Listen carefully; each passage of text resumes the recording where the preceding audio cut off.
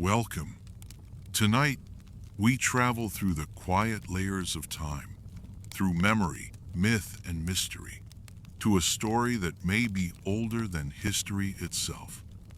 This is not a tale of heroes or empires, but of rhythms, of rises and falls, of forgotten worlds that may have once been and could be again.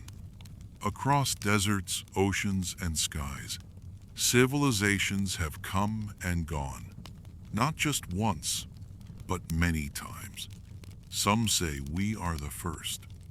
Others believe we are the latest in a long, ancient spiral of human awakening and forgetting. So settle in, let your breath slow, let the modern world fade. What you're about to hear is not a history lesson. It is a remembering, a journey through the entire story of ancient global reset cycles and the civilizations that may have walked this path long before us. In the silence of deep time, Earth breathes in rhythms that stretch beyond human memory.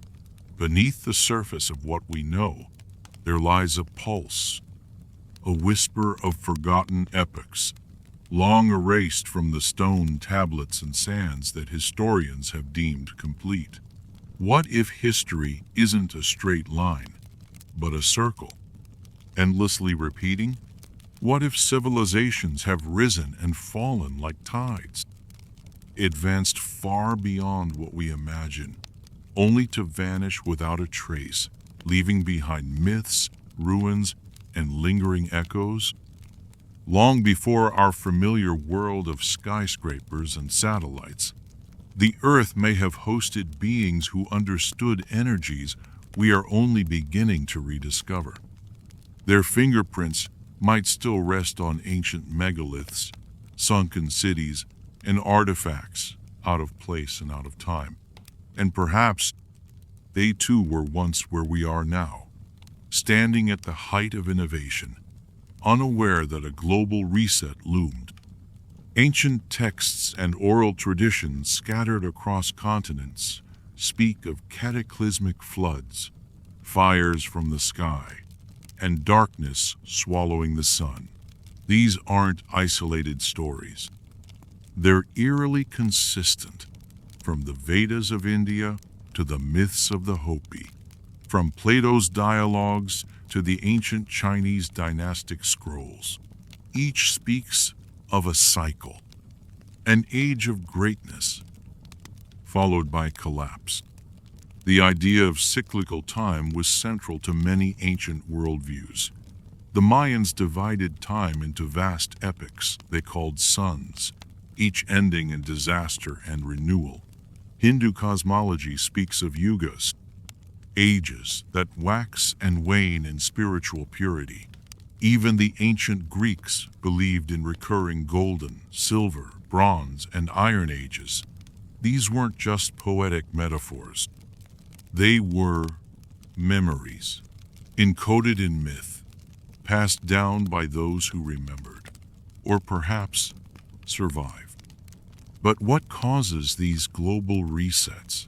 Could it be astronomical, driven by the movement of the solar system through regions of space dense with radiation or debris? Some researchers believe our planet periodically encounters cosmic forces, solar flares, asteroid showers, magnetic pole shifts, events so massive that they would not only erase infrastructure, but change the very climate and consciousness of the Earth. Then, there are those who look even deeper, at geological records and ice cores, revealing sudden temperature shifts, unexplained mass extinctions, layers of sediment rich with iridium, an element rare on Earth but common in asteroids. These traces tell a different story, one not of gradual evolution, but of sudden, devastating interruption, followed by silence, then regrowth. What if these resets are not only natural, but part of a design? a mechanism that allows life to flourish, reach its zenith, and then be humbled, cleansed, reset. What if, in each cycle, a few survive, the keepers of knowledge, who become the teachers, the myth makers, the gods of the next age? This would mean that buried deep beneath our modern world are the remains of past worlds, not just fossils and bones, but cities, machines, ideas, waiting to be rediscovered. And indeed, scattered across the earth are megalithic structures that defy explanation. Precision-cut stones, weighing hundreds of tons, moved without the use of wheels or iron tools. Complex astronomical alignments encoded in temple layouts, pyramids, and stone circles. Take Göbekli Tepe in Turkey, dated to nearly 12,000 years ago. This site rewrote history overnight. Before its discovery, we believed agriculture preceded complex architecture.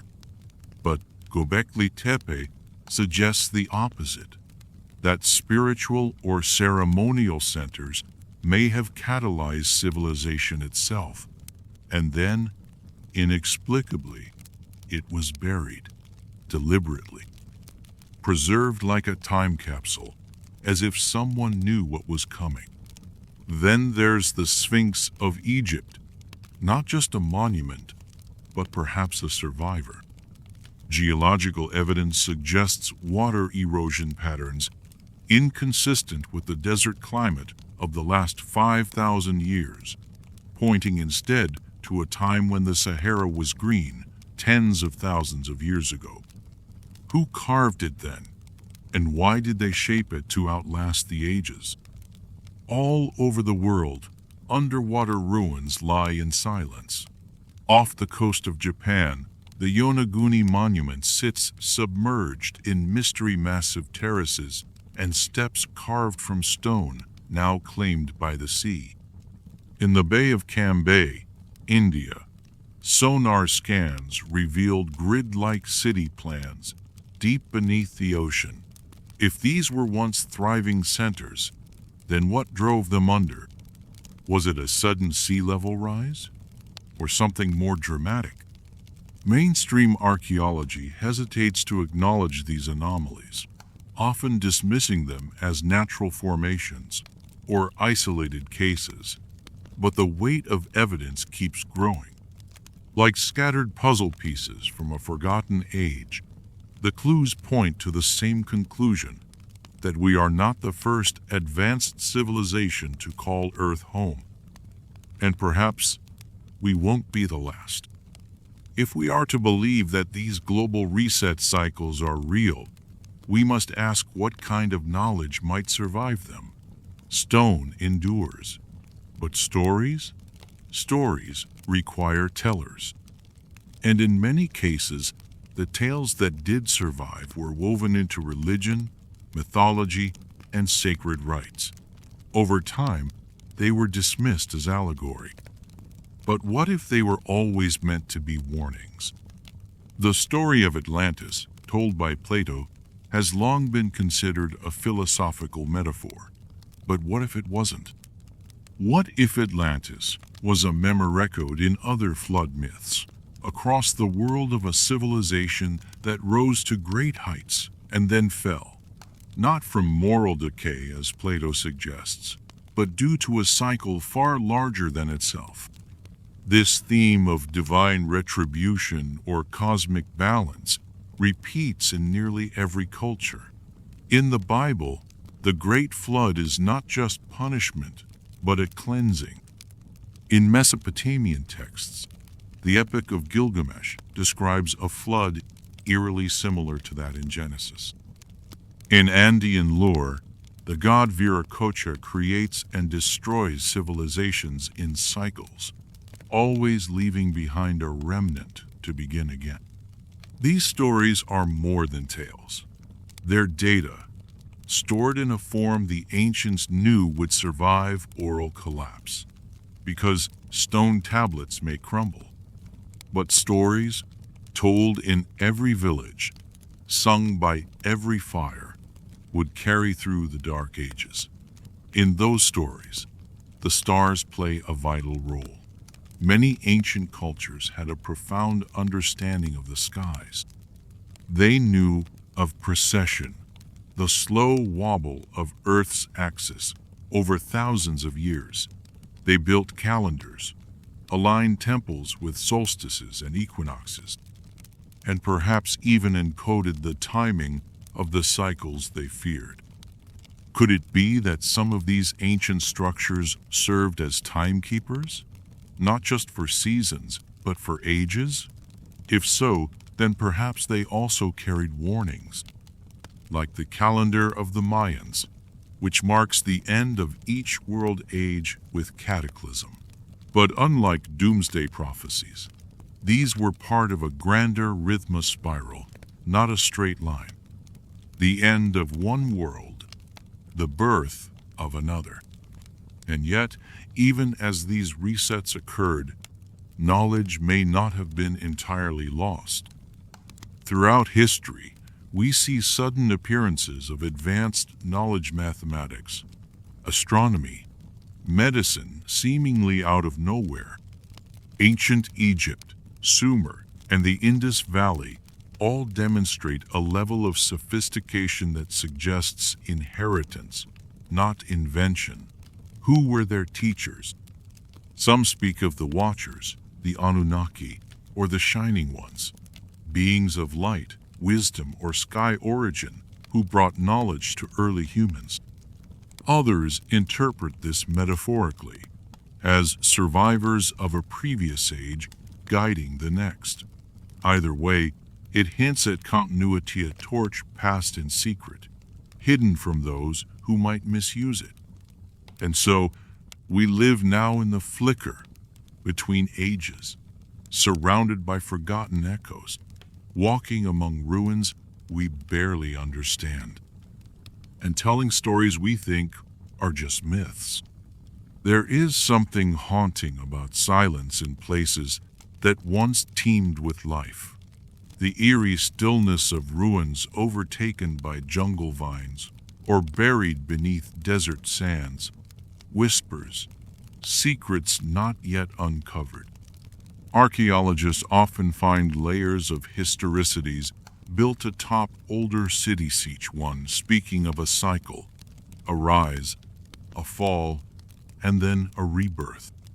But sometimes, the layer beneath is too advanced, too old, too impossible to explain. In South America, beneath the stones of Cusco and Sacsayhuaman, lie remnants of construction far superior to the Incan work above them. Massive blocks cut with perfect angles, fitted so tightly that not even a blade of grass can slide between them, transported across mountainous terrain with no clear explanation. The Incas themselves spoke of the first people, an earlier race of builders whose skills were unmatched. Could they have been remnants of a pre-reset civilization? These questions grow louder when we study the architecture of Baalbek in Lebanon. Among the ruins stands the Trilithon, three colossal stones, each weighing over 800 tons, resting atop a platform with uncanny precision. Modern cranes would struggle to lift them today, and yet they were placed in antiquity with purpose. No inscriptions, no records, just silent testimony to knowledge lost. The further back we look, the more refined some of the techniques appear. It's as if we're watching the tail end of a forgotten technological arc, a civilization declining, not emerging.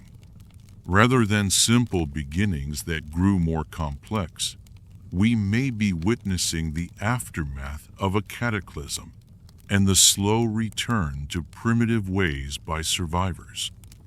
This theme plays out in ancient texts and traditions. In the aftermath of destruction, survivors scatter, language fractures, knowledge fragments. Those who remember are often deified, their tools mistaken for magic, their wisdom preserved as sacred lore. Over generations, these memories become mythology, and the reality behind them fades. But remnants endure. Around the world, we find artifacts that defy their historical context, anomalous objects embedded in rock strata, tools of precision found in supposedly prehistoric layers, depictions of what appear to be aircraft, circuitry, or celestial maps carved long before telescopes. These out-of-place artifacts, ooparts, as they're known, remain controversial but persistent. They point to moments where the fabric of conventional history doesn't hold. Take the Antikythera mechanism, recovered from a shipwreck near Greece. Dated to over 2,000 years ago, this complex gear system predicts astronomical positions with uncanny accuracy. For decades, it was thought to be a one-of-a-kind anomaly.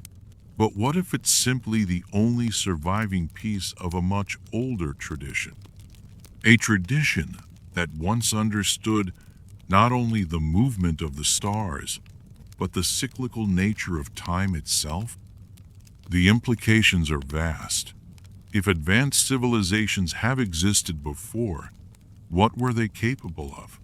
Could they have developed energy systems beyond combustion? Transport methods? Beyond the wheel?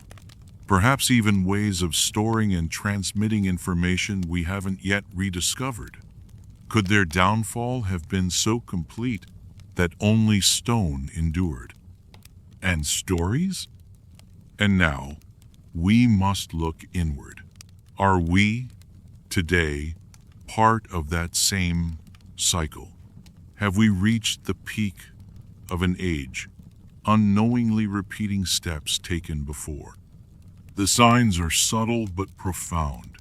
Climate instability, rising seas, magnetic anomalies, growing interest in ancient knowledge, as if something deep within humanity senses that history may soon turn.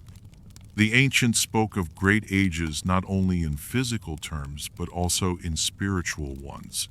They believed each cycle reflected a shift in consciousness.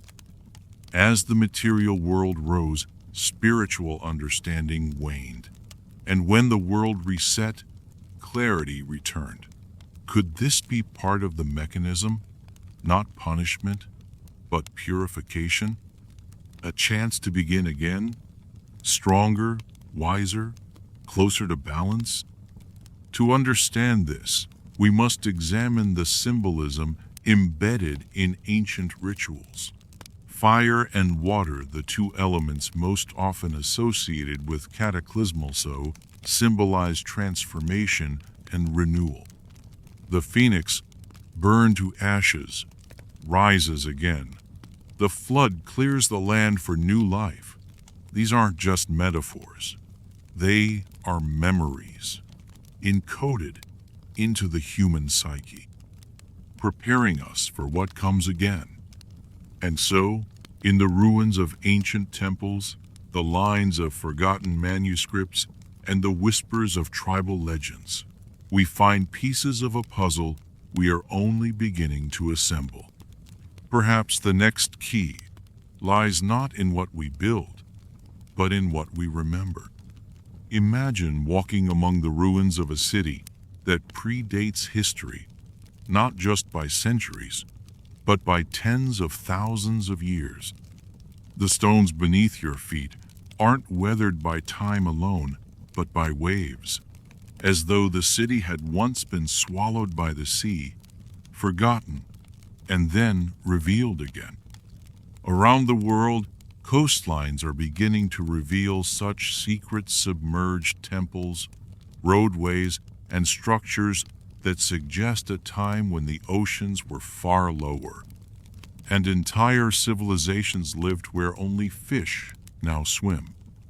In places like Dwarka off the coast of India, or the sunken remnants near Malta, we find patterns of construction that mirror land-based architecture: columns, walls, causeways built with intent.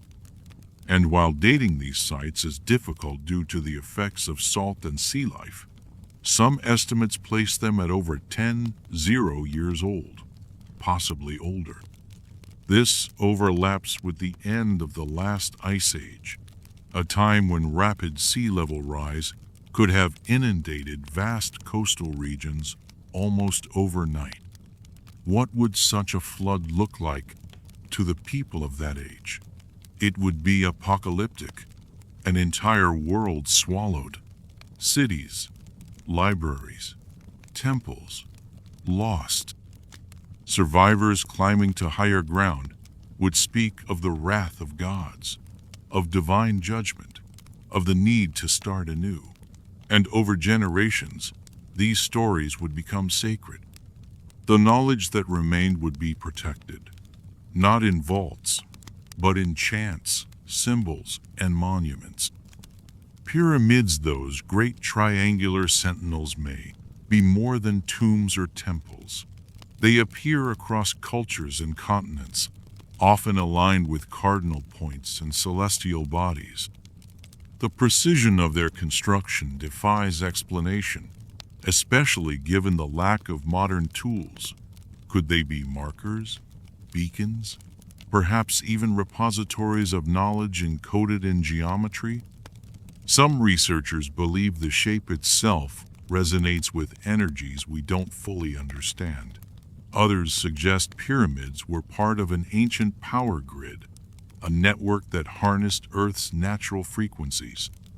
While mainstream science remains skeptical, the similarities between structures in Egypt, Sudan, Mesoamerica, and Asia are difficult to ignore, especially when those cultures, separated by oceans, had no known contact, yet built in the same form, for seemingly the same purpose.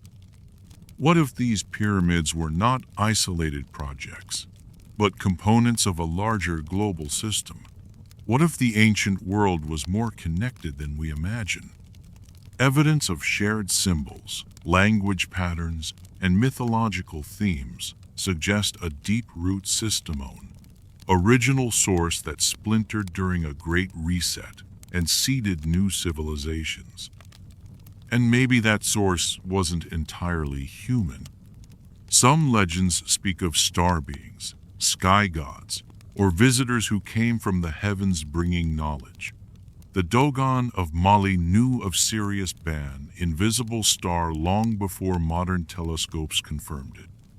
The Sumerians wrote of the Anunnaki, who descended from the sky.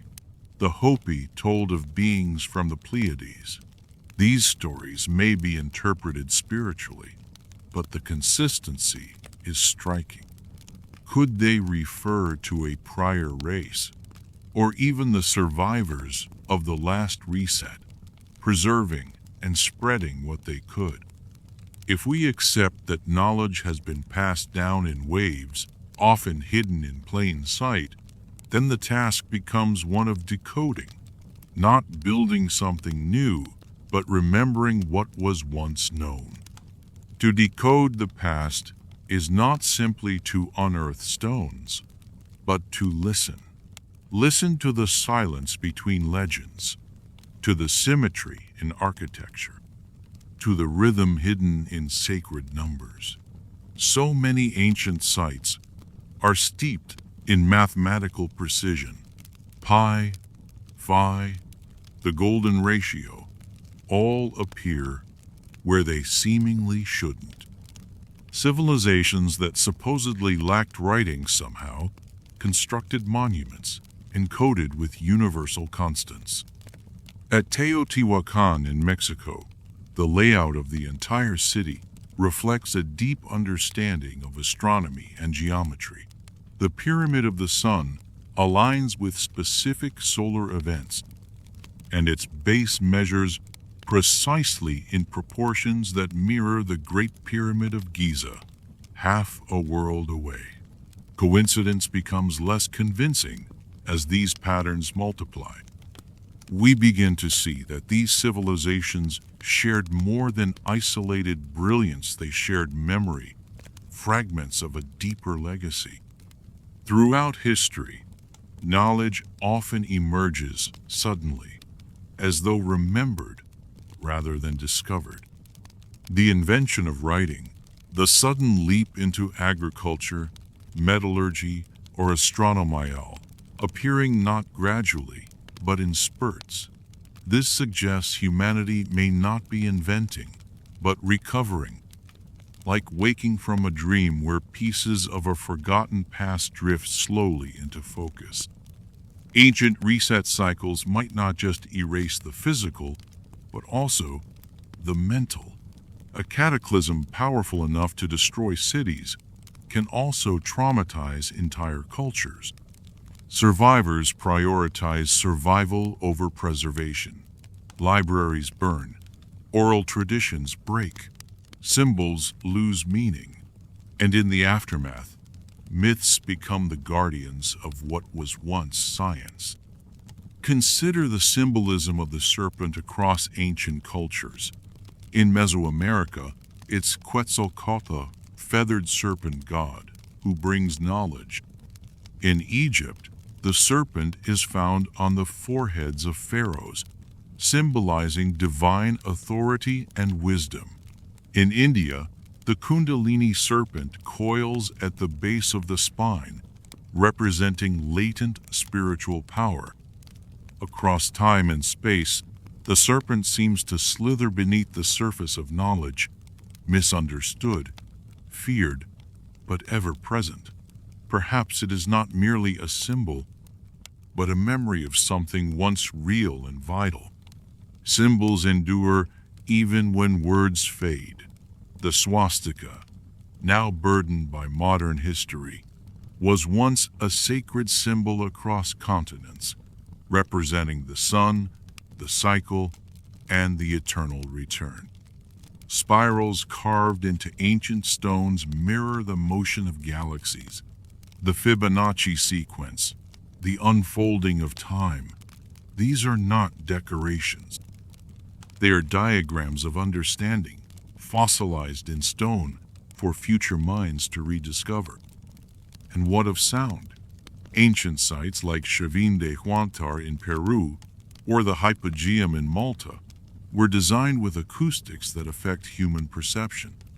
Specific frequencies cause the body to vibrate, the mind to enter altered states. Could sound have been a tool, a gateway, a technology of consciousness? If so, it may have been central to the practices of the old world, another tool for remembering in a time before writing. Many believe that knowledge was once passed not in books, but in vibration, in chant, rhythm, and resonance. Temples were not just places of worship, they were instruments, and the priests or sages, their players. The loss of this sonic wisdom may be one of the deepest wounds left by the last reset. Without it, we mistake what was once living truth for dead ritual. And so, we reach a question we must ask ourselves. If we are indeed the latest civilization to walk this recurring path, how much of what we call progress is truly new? How much is echo, repetition, recovery? And more urgently, are we listening to the signs? As we peer into the modern world, reflections of the ancient past grow sharper, like a pattern repeating. The rhythm of civilization hums with familiar tension, advancement racing ahead of wisdom.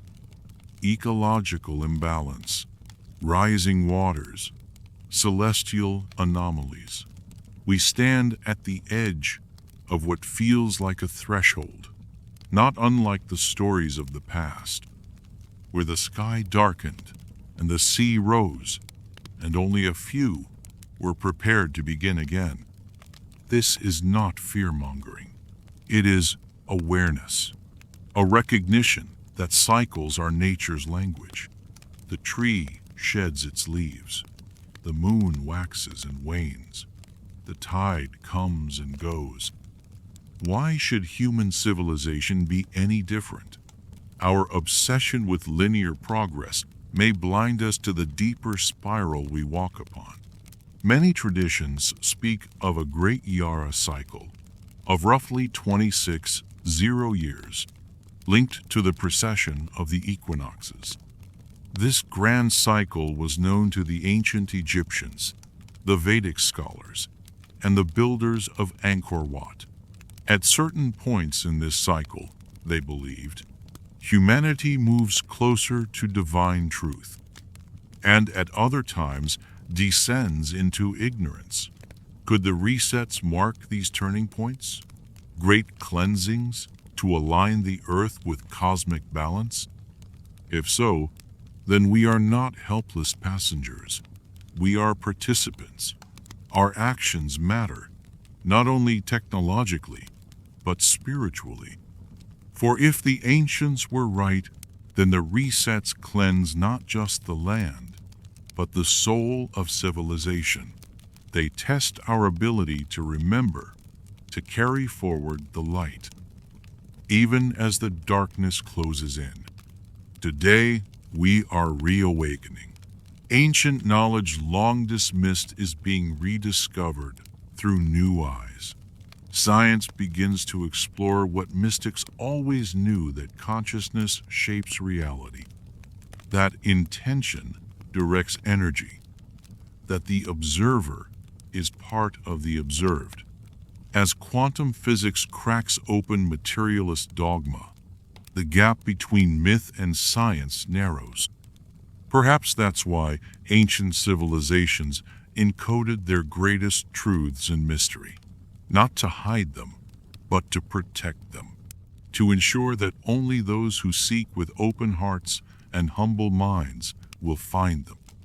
These truths may have survived not in grand temples, but in quiet places and sacred geometry, in chant, in dance, in the way a healer lays hands or a storyteller remembers.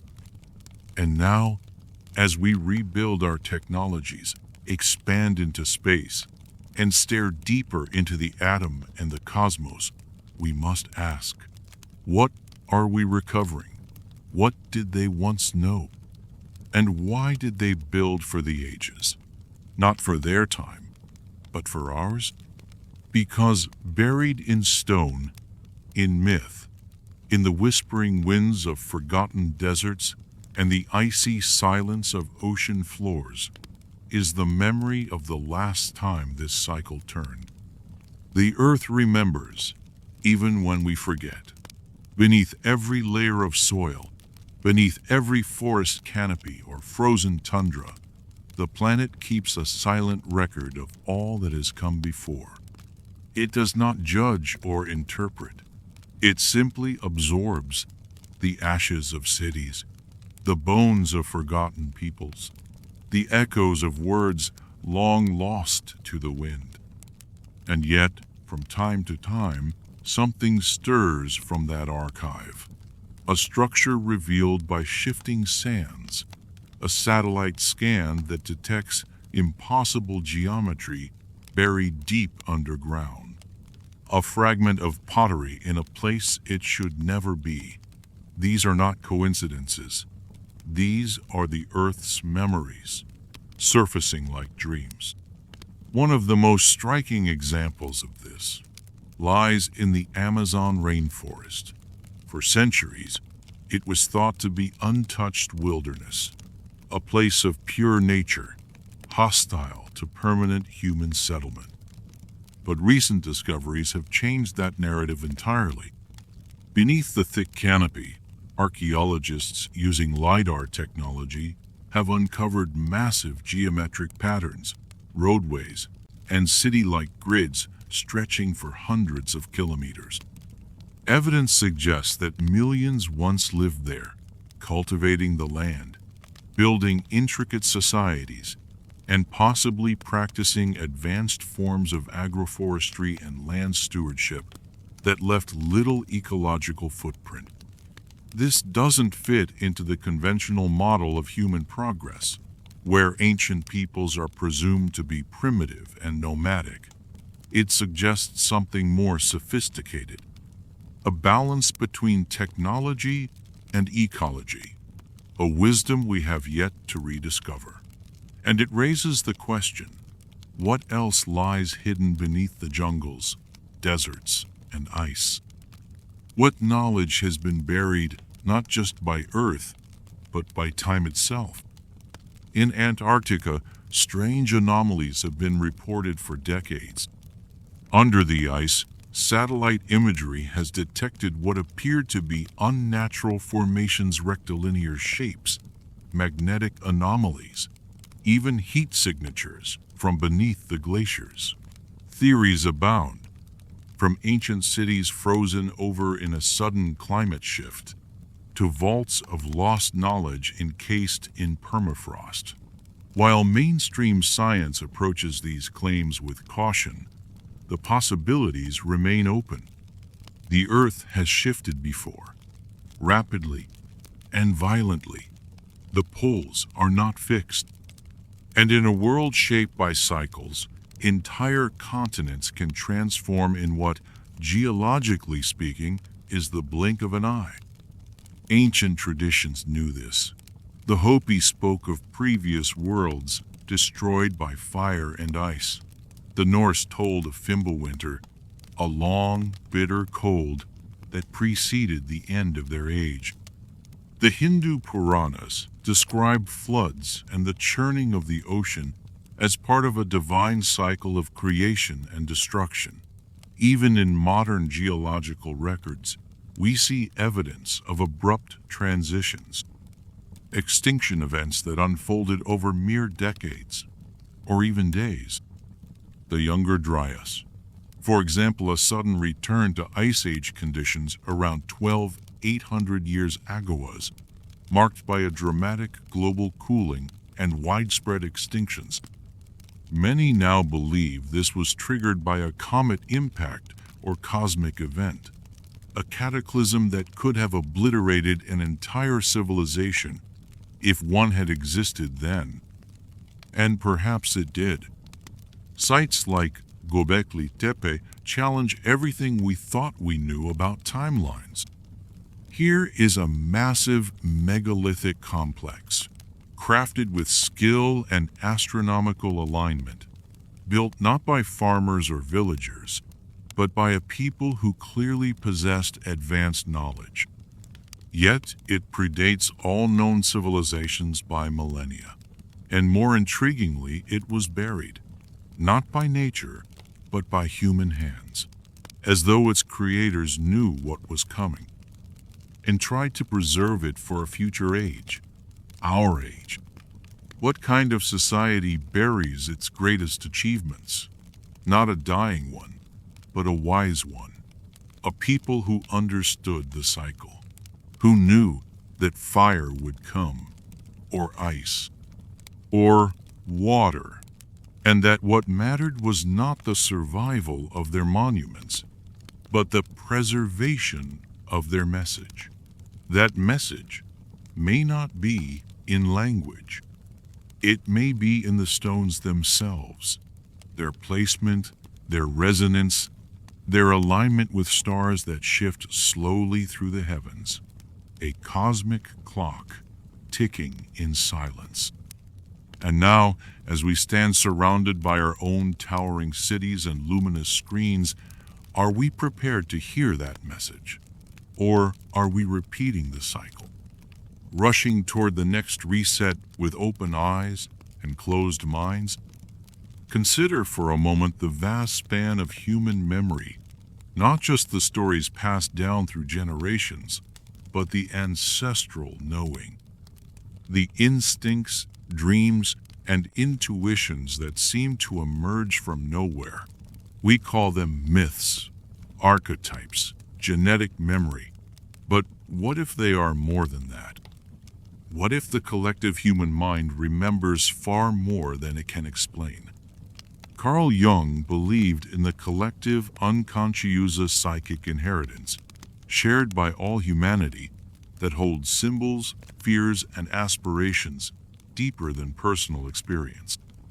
It's why flood myths appear in dozens of unrelated cultures, why sky gods descend to teach and vanish, why the number 12 repeats endlessly.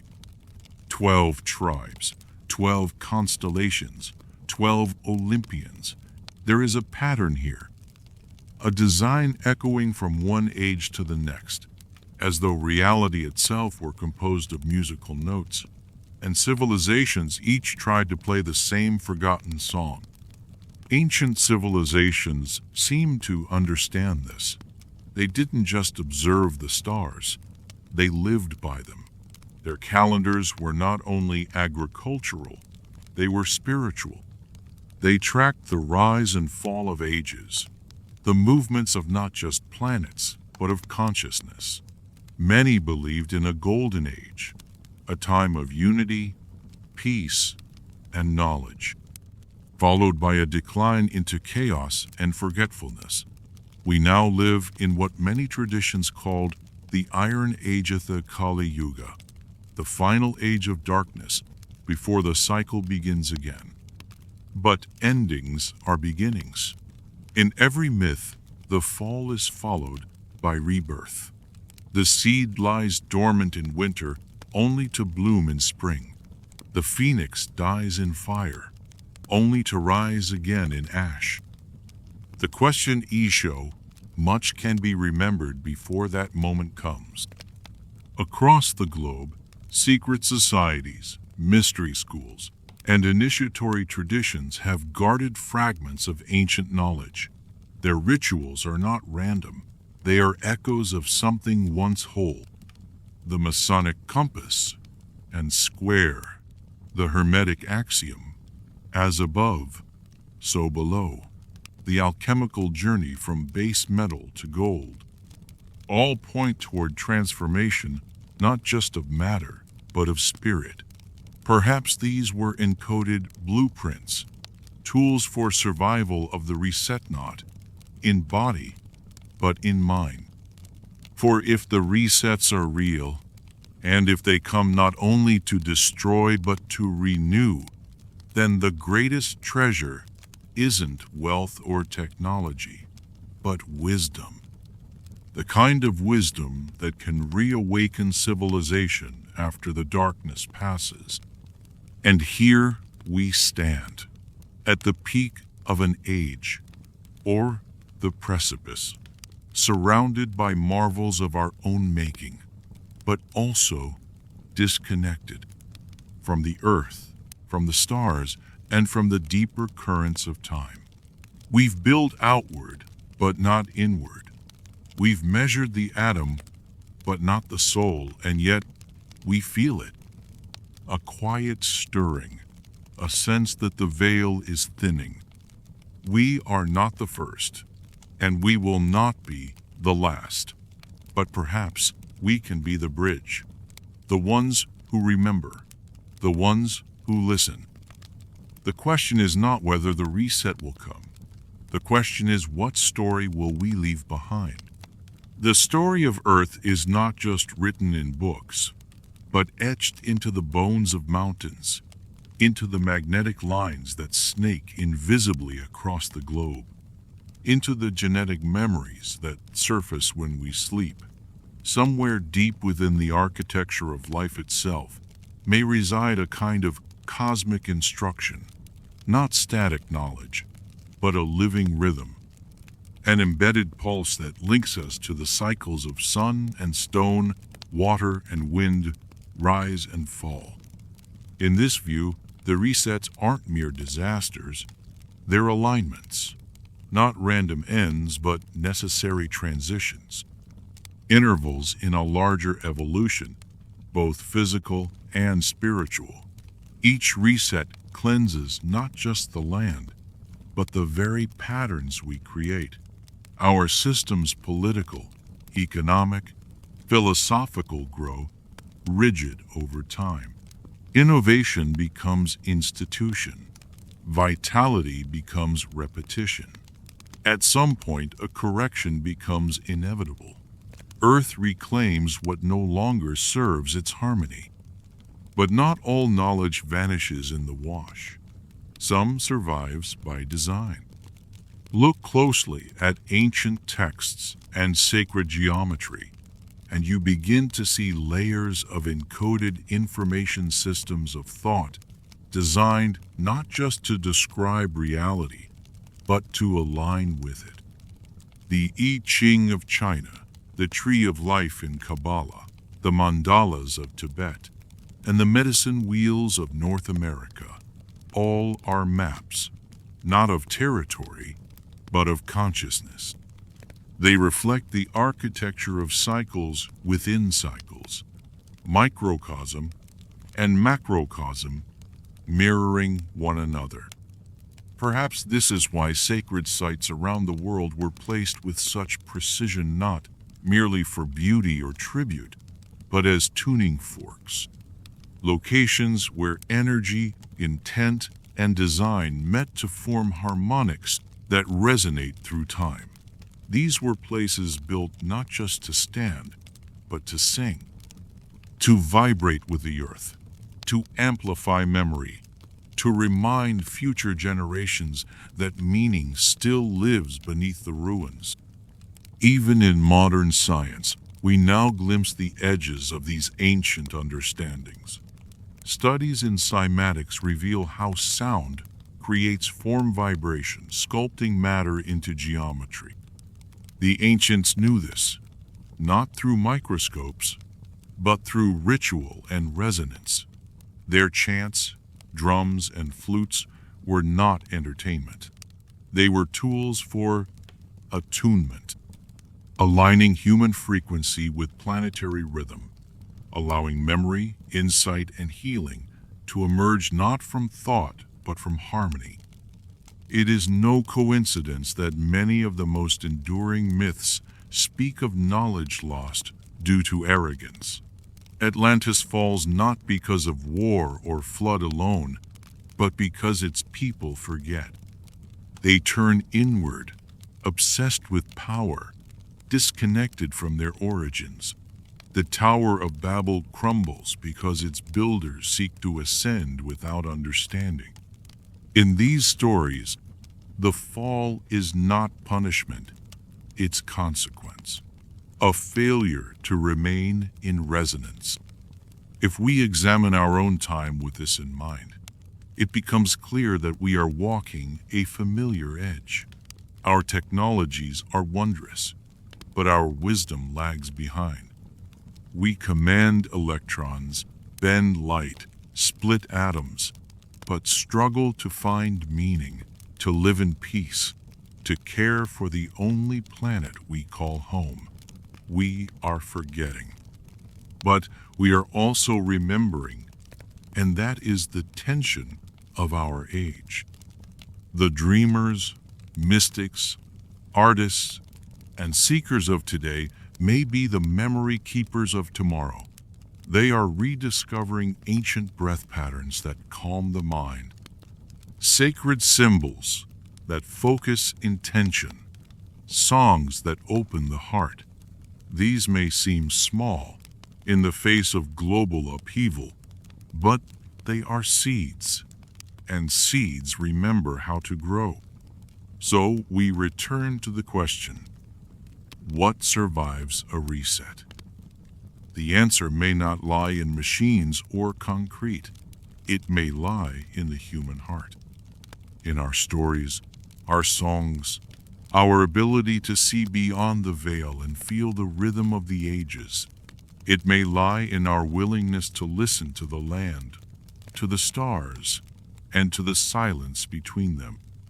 And when the dust settles, when the oceans withdraw, when the sky clears again, it will not be the strongest who rebuild first.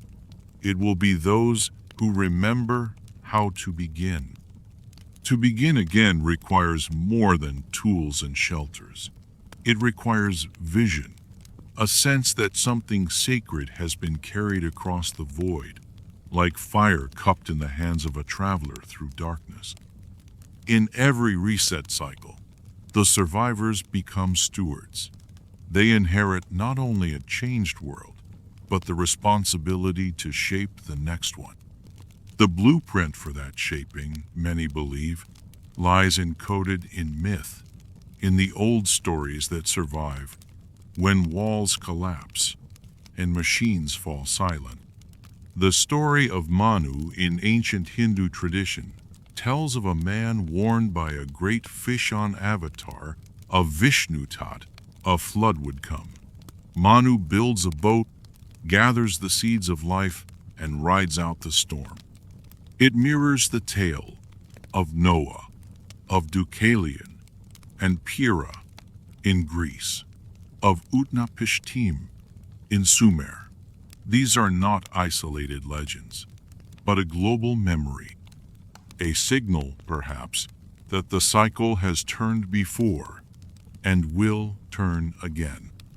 But if these myths are memory, then what is their purpose now? Why do they persist, whispered across millennia in temples, deserts, and forest clearings? Perhaps they are more than recollections. They are instructions, templates for navigating the end and birthing the beginning. They teach humility, that power unbalanced by reverence leads to downfall, that survival is not strength alone, but wisdom. They teach attention, to listen to omens, to read the sky, to feel the tremor in the ground not as fear, but as message. And above all, they teach that what matters most is not what is lost, but what is carried forward. The indigenous peoples of the world have long lived with this knowledge, not in books or systems, but in practice. Their songs align with seasons. Their stories mark the stars. Their ceremonies renew the bond between human and earth. They are not remnants of the past.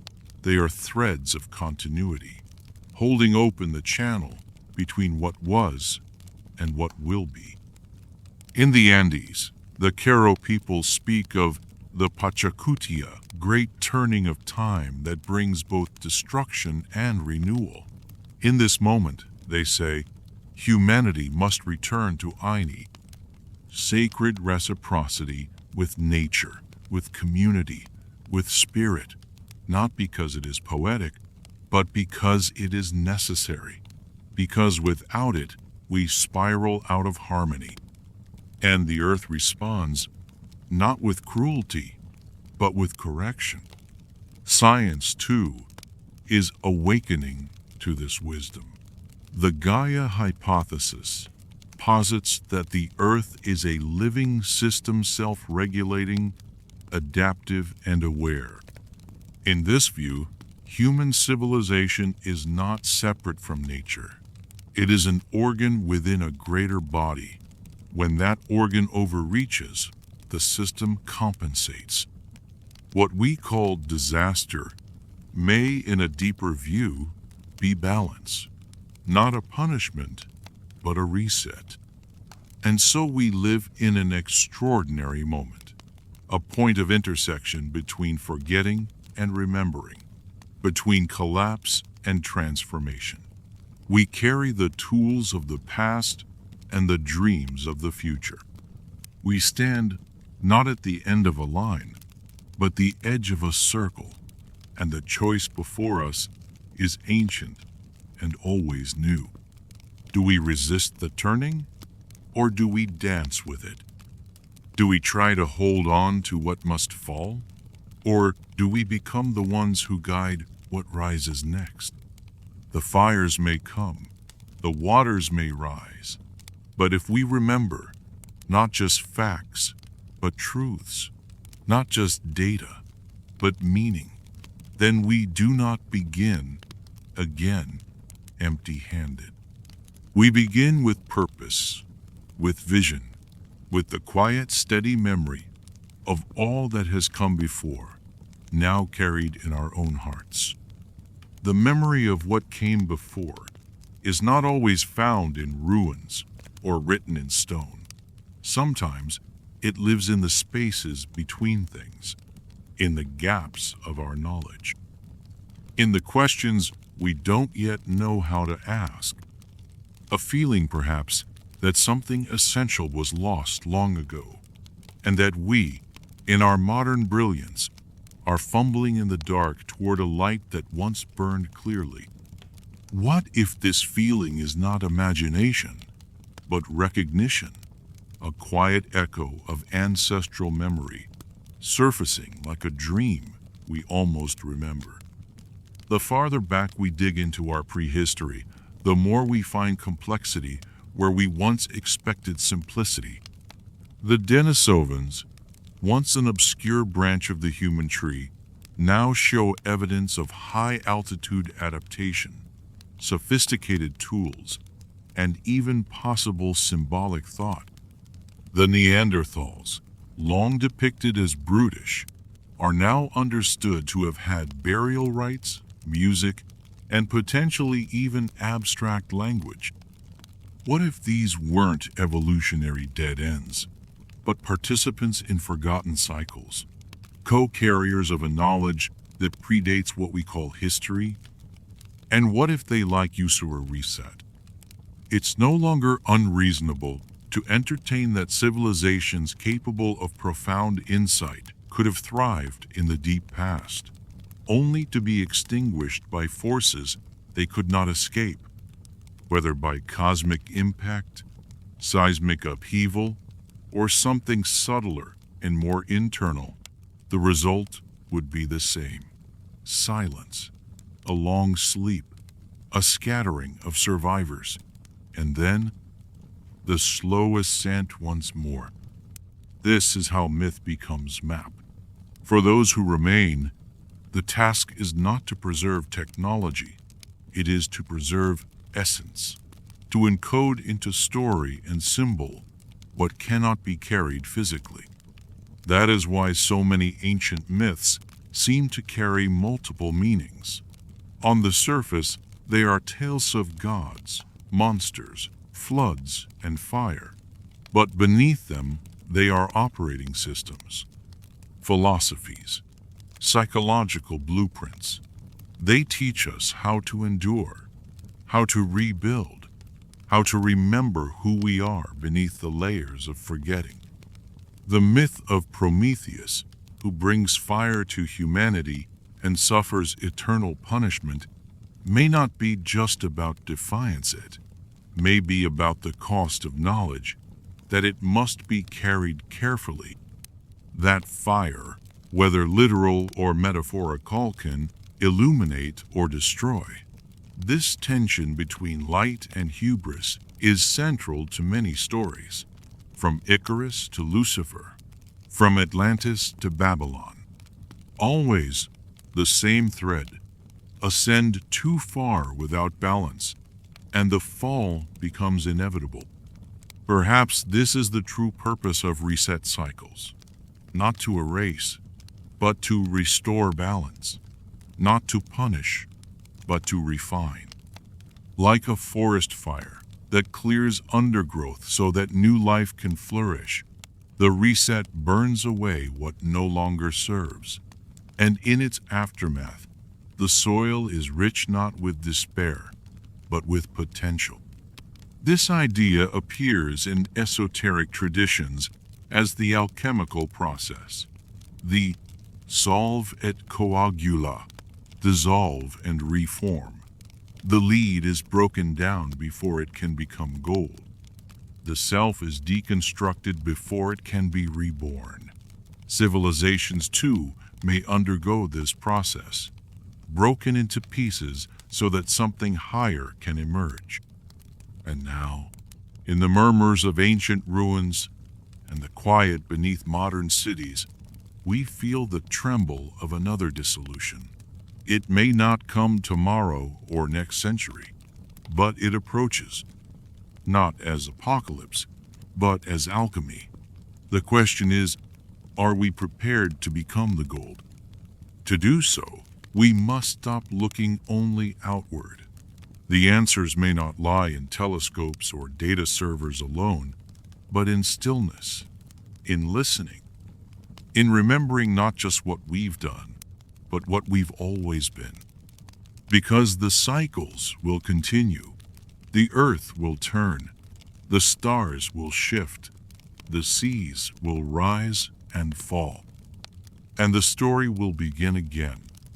Each cycle, each reset, each fall and rebirth leaves behind remnants, traces, clues, too stubborn to disappear entirely. They survive not just in geology or myth, but in the strange artifacts and phenomena that refuse to conform to our linear model of history. These are the cracks in the narrative, the whispers of something older, deeper, more complex than we've been taught to believe. The Baghdad Battery, the Dendera Light, the Piri Reis Mappal Reel, all unexplained within their context. They hint at knowledge misplaced, misunderstood, or perhaps deliberately hidden. Not because it was dangerous in itself, but because it threatened a carefully curated view of the past. A view that tells us civilization is a straight line from cave to space station, rather than a spiral staircase, with each step echoing the last, rising and falling through shadow and light. Then there are the alignments. So many ancient sites across continents, built by cultures supposedly disconnected, align with solstices, equinoxes, lunar cycles, and star constellations. How did these early peoples, without telescopes or global communication, track the heavens with such precision? And why did they care? Because they understood the importance of time, not as hours and minutes, but as cycles, harmonics of the cosmos. They built in stone what we now simulate in software. They left calendars not to mark days, but to remind us when the great turning comes. The Great Pyramid, aligned so precisely with the cardinal points, speaks not only of engineering mastery, but of intention. Its dimensions encode the mathematics of the Earth itself, its radius, mass, and orbital ratios. This is not coincidence, it is message. A reminder that once, knowledge and meaning were one and the same, and in these structures, there may be more than mathematics. Some researchers believe that pyramids and megaliths were built to resonate with Earth's natural frequencies, that they were energy devices of a kind, not to power machines, but to amplify human consciousness, to awaken memory, deepen meditation, and align the inner and outer worlds. If this is true, then their survival across time was not just resilience, it was necessity. They were built to outlast the fall. This idea stretches into sacred geometry, where symbols like the flower of life, Metatron's cube, and the Vesica Piscis appear across cultures and epochs. They are not merely decorative. They encode relationships between form and energy, matter and spirit, mind and cosmos. They are portals not in the sci-fi sense, but as keys to understanding how the universe speaks. And now, we find these same patterns emerging again in fractals, in quantum fields, in the very fabric of DNA. Modern science rediscovers what ancient minds somehow knew, that the world is not built of parts, but of patterns. And when those patterns fall out of harmony, resets come to restore them. So we return to the momentor moment. The spiral has brought us here, again, to the edge of knowing and unknowing, to the threshold between collapse and breakthrough. The ancients left us maps, not to control time, but to navigate it. And now it is our turn to read them. The question is not whether we are alone in history. It is whether we are willing to remember that we are not the beginning. We are a continuation. If we are a continuation, then we are also a reflection. A mirror not only of those who came before, but of the choices they made, their achievements and their mistakes, their harmony with the earth, and their eventual dissonance. Every monument left behind, every myth passed down, is a kind of message in a bottle, carried across the seas of time, waiting for the next cycle to reach the same shores. The question isn't just what we can learn from them, but whether we'll listen before the wave arrives. One of the most profound ways these ancient voices speak is through structure, not merely in stone or architecture, but in cosmology, the way ancient civilizations saw themselves as part of a whole. To them, the human being was not separate from nature, but an extension of it. The body mirrored the stars, the breath matched the wind, the heartbeat echoed the pulse of the earth. Health was not just the absence of disease, but alignment with seasons, with cycles, with spirit. We have drifted far from this view. Today, we measure progress in digits and metrics, GDP, speed, bandwidth, while dismissing the unseen harmonies that once guided human life. In doing so, we've built marvels, yes, but we've also forgotten how to feel the pulse of the planet. The result is imbalance, a civilization out of tune, and when a system grows too imbalanced, it resets. The ancients saw these resets as inevitable but not purposeless. They were not nihilists.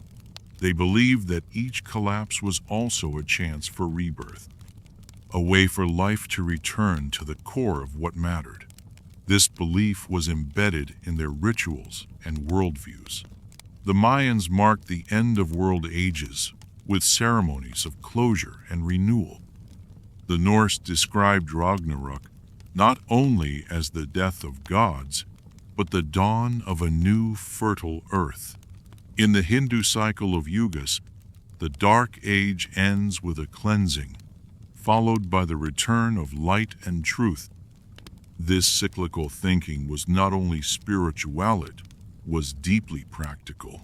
It allowed societies to plan, to prepare, to carry forward seeds of wisdom into uncertain futures.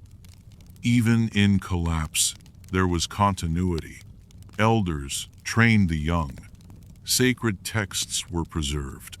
Sites were built to survive not just centuries, but eons. Imagine what kind of culture builds for 1,000 years ahead. Not for profit, but for memory. Not for dominance, but for transmission. There's a quiet dignity in that, and perhaps a challenge for us. Because our world, for all its wonders, is fragile.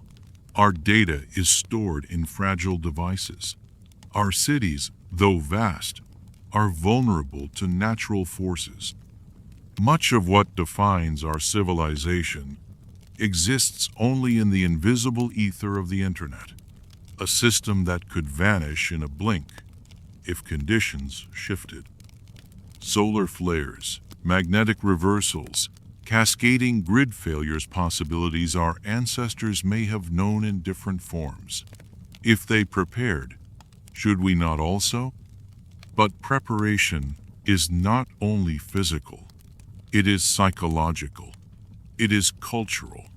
It is the work of reawakening ancient patterns, not to copy them, but to remember the wisdom they carried, that we are not separate, that we are part of a vast, living cycle, and that what we pass on, especially in times of change, may shape not only our children's world, but the distant future's understanding of who we were. So we ask again, what is worth preserving, and how do we do it? Not all answers come through technology. Some come in silence, in humility, in planting a tree whose shade we will never sit under, in carving into stone, not our names, but our truths. What are those truths? Then the ones worth passing on. Not the fleeting data of an age, but the enduring insights of human existence. That love transcends time. That kindness is more powerful than control. That the earth is not our property, but our parent. That wonder is the birthplace of knowledge and reverence, the guardian of wisdom. These are not the lessons we often see in headlines or algorithms, but they are the ones embedded in the deepest layers of story. The ones that survive not because they are shouted, but because they are true. When civilizations fall, it is not their monuments that last the longest. It is their myths. Because a myth, if it holds truth, will find new soil to grow in. It adapts, it waits, it speaks when the world is ready to hear it again. And now, more than ever, the world is listening. There is a reason so many today are drawn to the mysteries of the past. Why ancient sites call to travelers? Why long-forgotten philosophies find new readers? Why the stars are being studied once more with ancient eyes? It's not nostalgia. It's remembrance. Something deep within humanity is awakening, not to return to the past, but to carry its light forward. This awakening is happening quietly, but globally. It happens in a child asking questions no textbook can answer, in a farmer planting according to moon cycles, in a scientist meditating before work, in artists weaving symbols older than language into modern form. The pattern is re-emerging. The wheel is turning. We see it in the rise of interest in sacred geometry, alternative histories, ancient healing arts, and the language of symbols, not as superstition, but as recognition. A realization that the ancients may not have been primitive dreamers, but master rememberers, that their symbols and myths were not naive, but encoded, awaiting the time when their meaning could be understood again. That time may be now. And yet, with every awakening comes resistance. There are always forces that seek to control the narrative, to protect power, to suppress the questions that unsettle the structures of the present. But cycles do not heed politics. They heed rhythm. And when the rhythm returns, it carries with it a force greater than any institution truth. Truth is not loud. It does not conquer. It does not shout. It waits patiently until the moment is right. And in that moment, when the cycle turns and the veil lifts, those who remember, those who have listened, become the keepers, not of old dogmas, but of living memory, not of a past to cling to, but a future to nourish. The ancients knew this role. They called it many things: the watchers, the dreamers, the stewards. These were not elite castes, but willing souls, people who chose to remember when others chose to forget, people who planted meaning like seeds, trusting the earth and time to do the rest. We can be those people, because the cycle is not something that happens to us. It is something we participate in, and when we do so, with awareness, with humility, and with heart, we don't just survive the reset, we shape what comes next. As the cycle turns and the old world fades into shadow, something stirs beneath the surface of human awareness. It's not fear, but a kind of sacred anticipation. An inner knowing that the time of forgetting is ending, that the veil drawn between memory and presence is thinning, and what was once hidden is ready to rise. Not all at once, and not with thunder, but like dawn, slow and golden, illuminating piece by piece what has always been there. This is not just a global phenomenon. It is deeply personal, because the reset does not only occur in civilizations, it occurs in souls, in hearts, in the quiet decisions of individuals who choose presence over numbness, meaning over distraction, in those who turn away from the noise, even briefly, to sit with the deeper questions. Who are we? Why are we here? What remains when everything else falls away? The ancients had many names for this kind of inner return. They called it initiation, awakening, a walk between worlds. In the rites of Eleusis, in the vision quests of the Lakota, in the solitary meditations of the Taoist sages, there is a common thread: silence, surrender, transformation. In these spaces, the individual steps out of linear time and into the spiral, remembering what the culture has forgotten. And through that remembrance, something beautiful happens. The individual becomes the bridge, a conduit through which forgotten wisdom re-enters the world, not through force or preaching, but through being, through living in harmony with rhythms that cannot be measured, but only felt. This is the work of the new keepers, the ones who sense deep in their bones that our current civilization is not a final destination, but a phase, a crest before the wave rolls back. They are the gardeners of the next age. They gather fragments, symbols, whispers, and carry them with care, not as owners of truth, but as caretakers of mystery. The earth responds to these people, not in dramatic displays, but in subtle alignments. Paths open where there seemed to be none. Insight arrives without effort. Connections are made that feel older than this life. It is not magic, it is resonance. When one aligns with the deeper cycle, the cycle begins to speak. We see this happening now, not in headlines, but in quiet revolutions of awareness.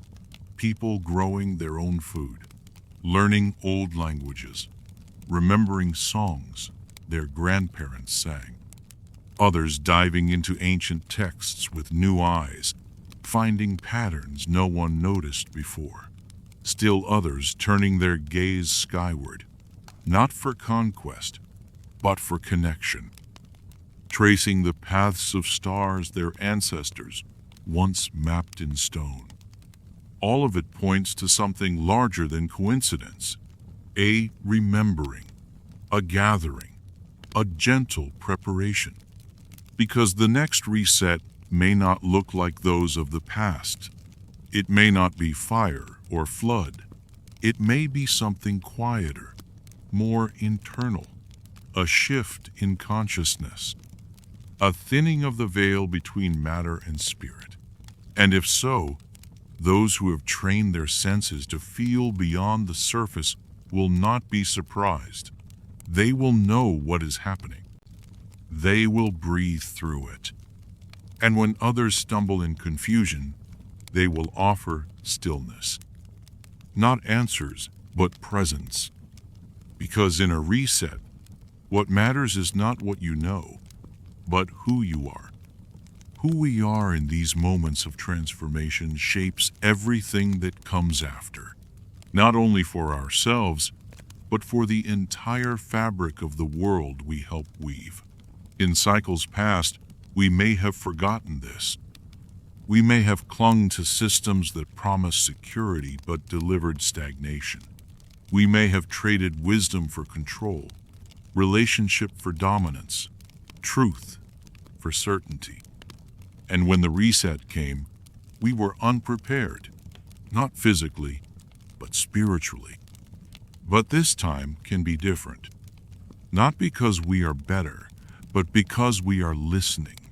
Because somewhere within us, ancient echoes have become inner voices, guiding us to live not for the moment, but for the rhythm beneath it. To see the world not as a machine, but as a song, and to find our harmony within it.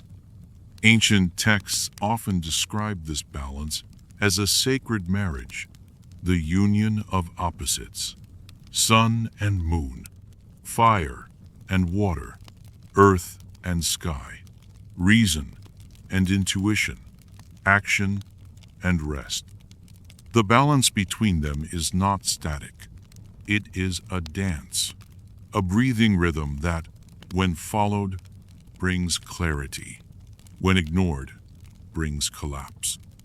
Civilizations that endured understood this dance.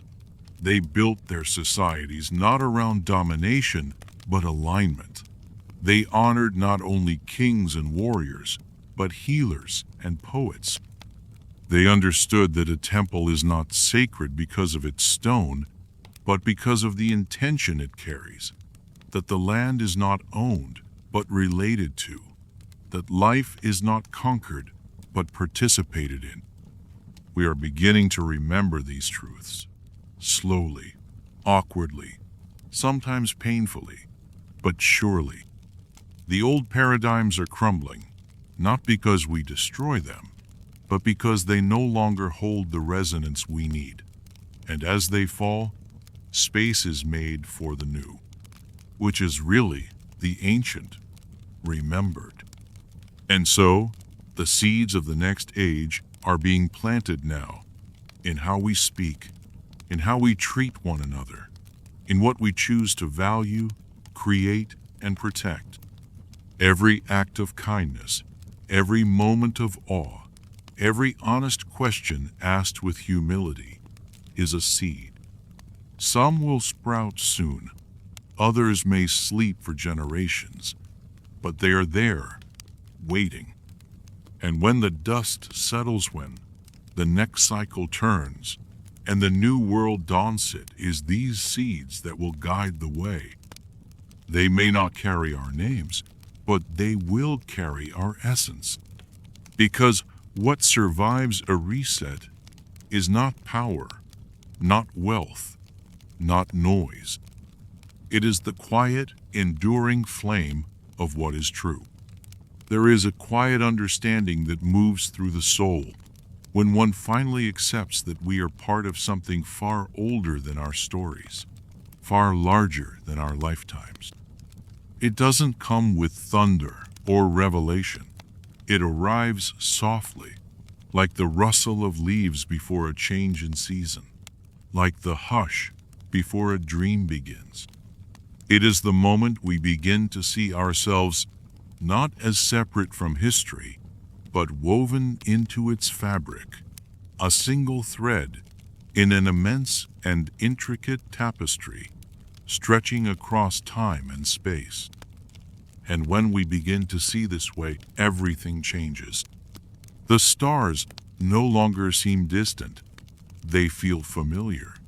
The ancient ruins no longer seem foreign, they feel like echoes.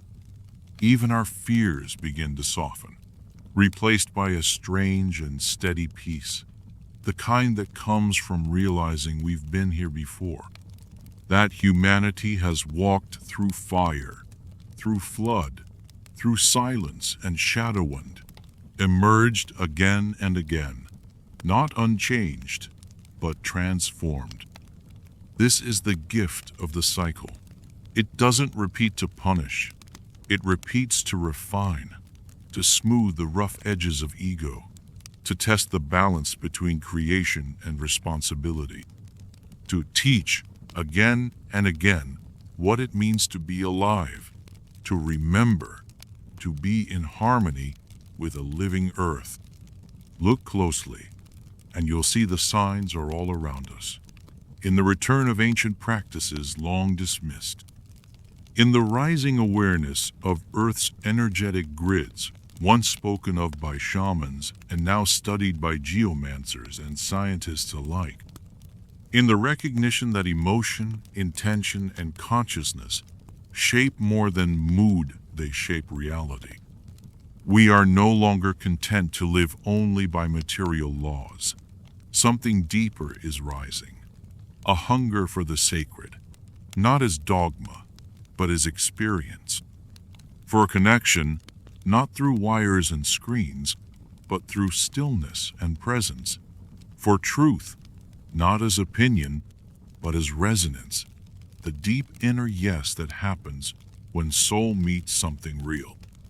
And in this return to the sacred, we begin to remember something crucial, that we are the ancestors of the future.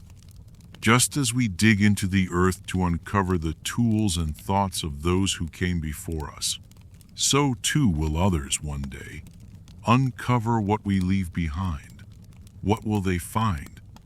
Will they find only noise and debris, or will they find something more? A thread of meaning, a spark of wisdom, a sign that, in our age, some remembered. Some chose to live not just for themselves, but for the great turning. Some chose to carry the fire, even through darkness. This fire is not physical. It is the fire of integrity, of awareness, of alignment with truth, even when that truth is inconvenient. It is the willingness to ask, what is real? What is enduring? What does it mean to walk through life with our eyes open, our hearts soft, and our spirits intact? The answers will not come all at once, but the asking itself is part of the remembering.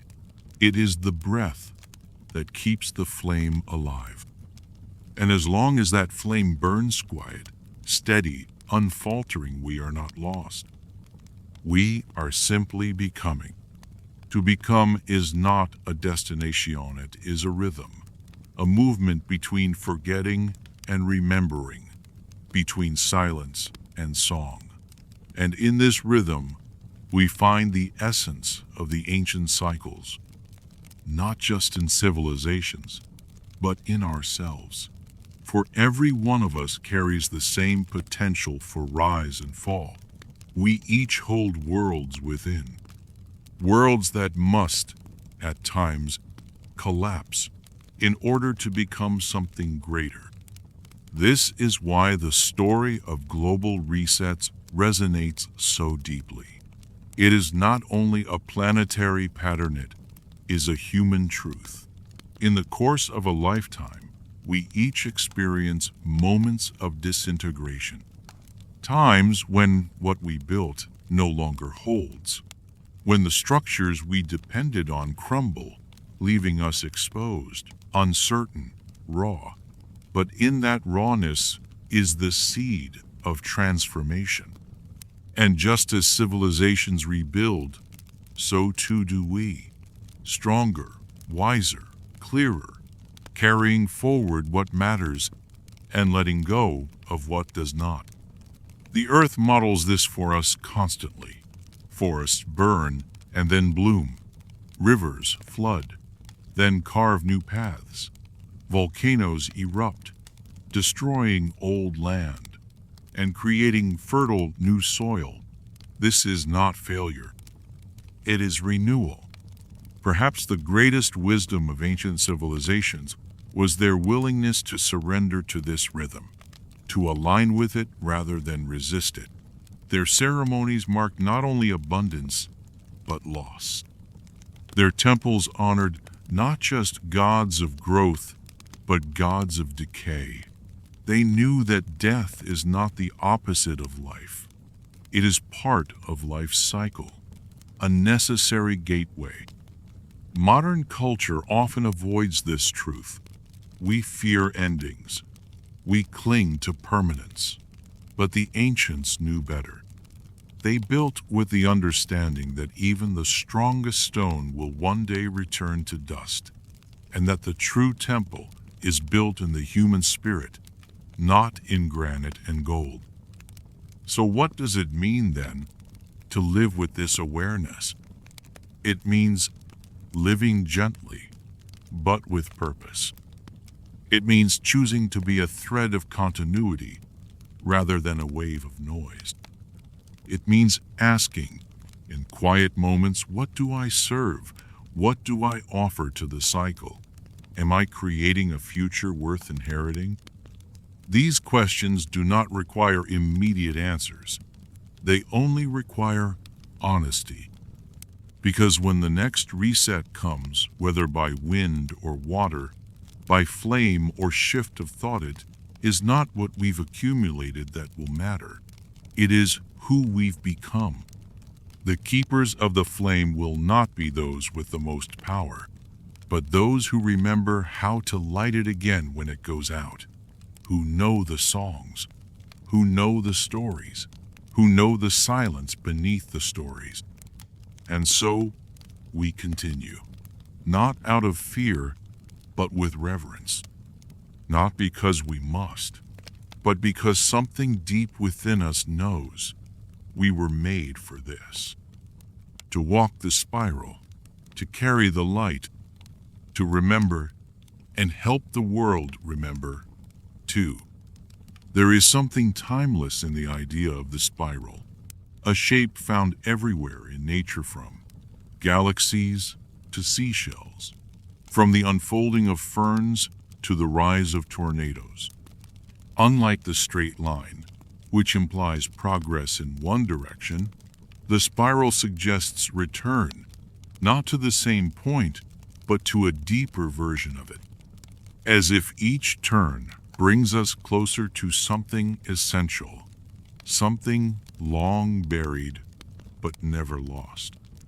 This is the path of ancient memory, not a road we walk forward, but a curve we move along, revisiting old truths in new light. With each cycle, civilizations forget, then remember. The stories return, slightly altered, wearing new names, new languages, but carrying the same heart. The flood becomes the deluge, becomes the great wave, becomes the rising sea. The fire becomes the star, becomes the punishment, becomes the light that cleanses. Different cultures, same song. It is in this spiral of return that we begin to see the ancient knowledge for what it truly is: not static instruction, but a living pattern. Wisdom that adapts, evolves, and reveals itself again and again to those who seek it in humility.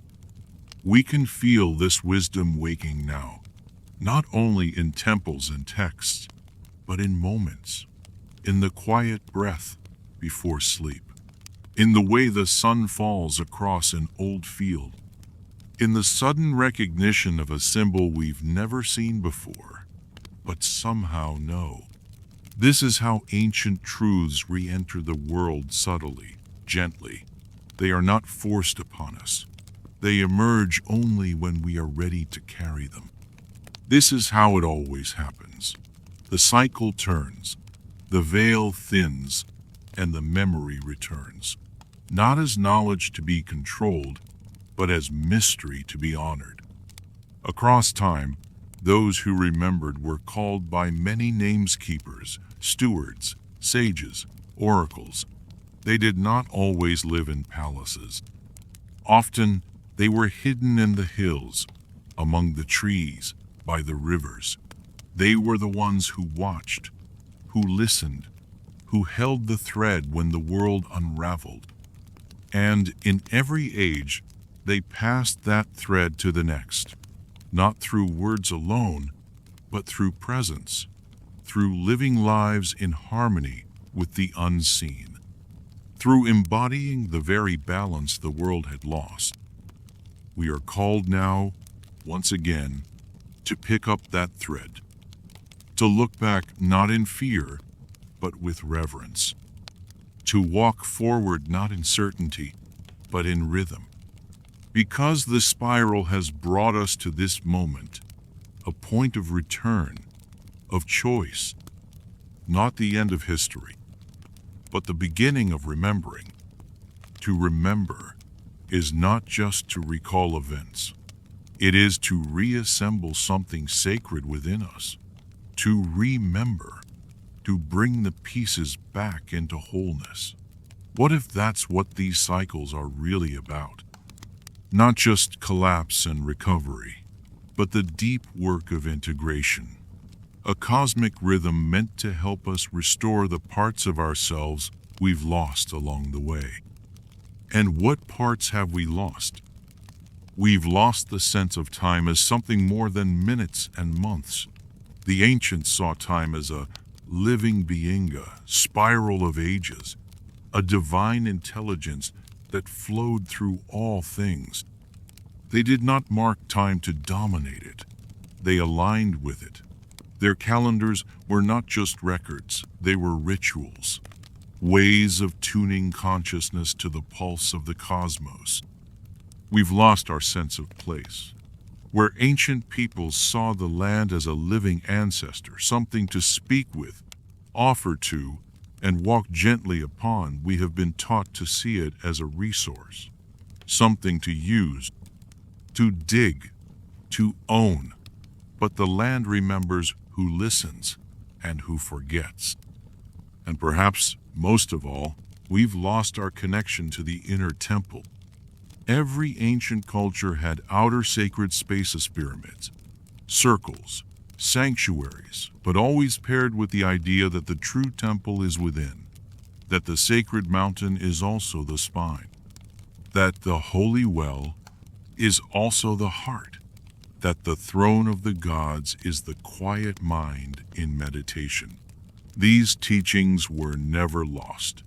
They were simply buried beneath noise, beneath distraction, beneath the illusion of separateness.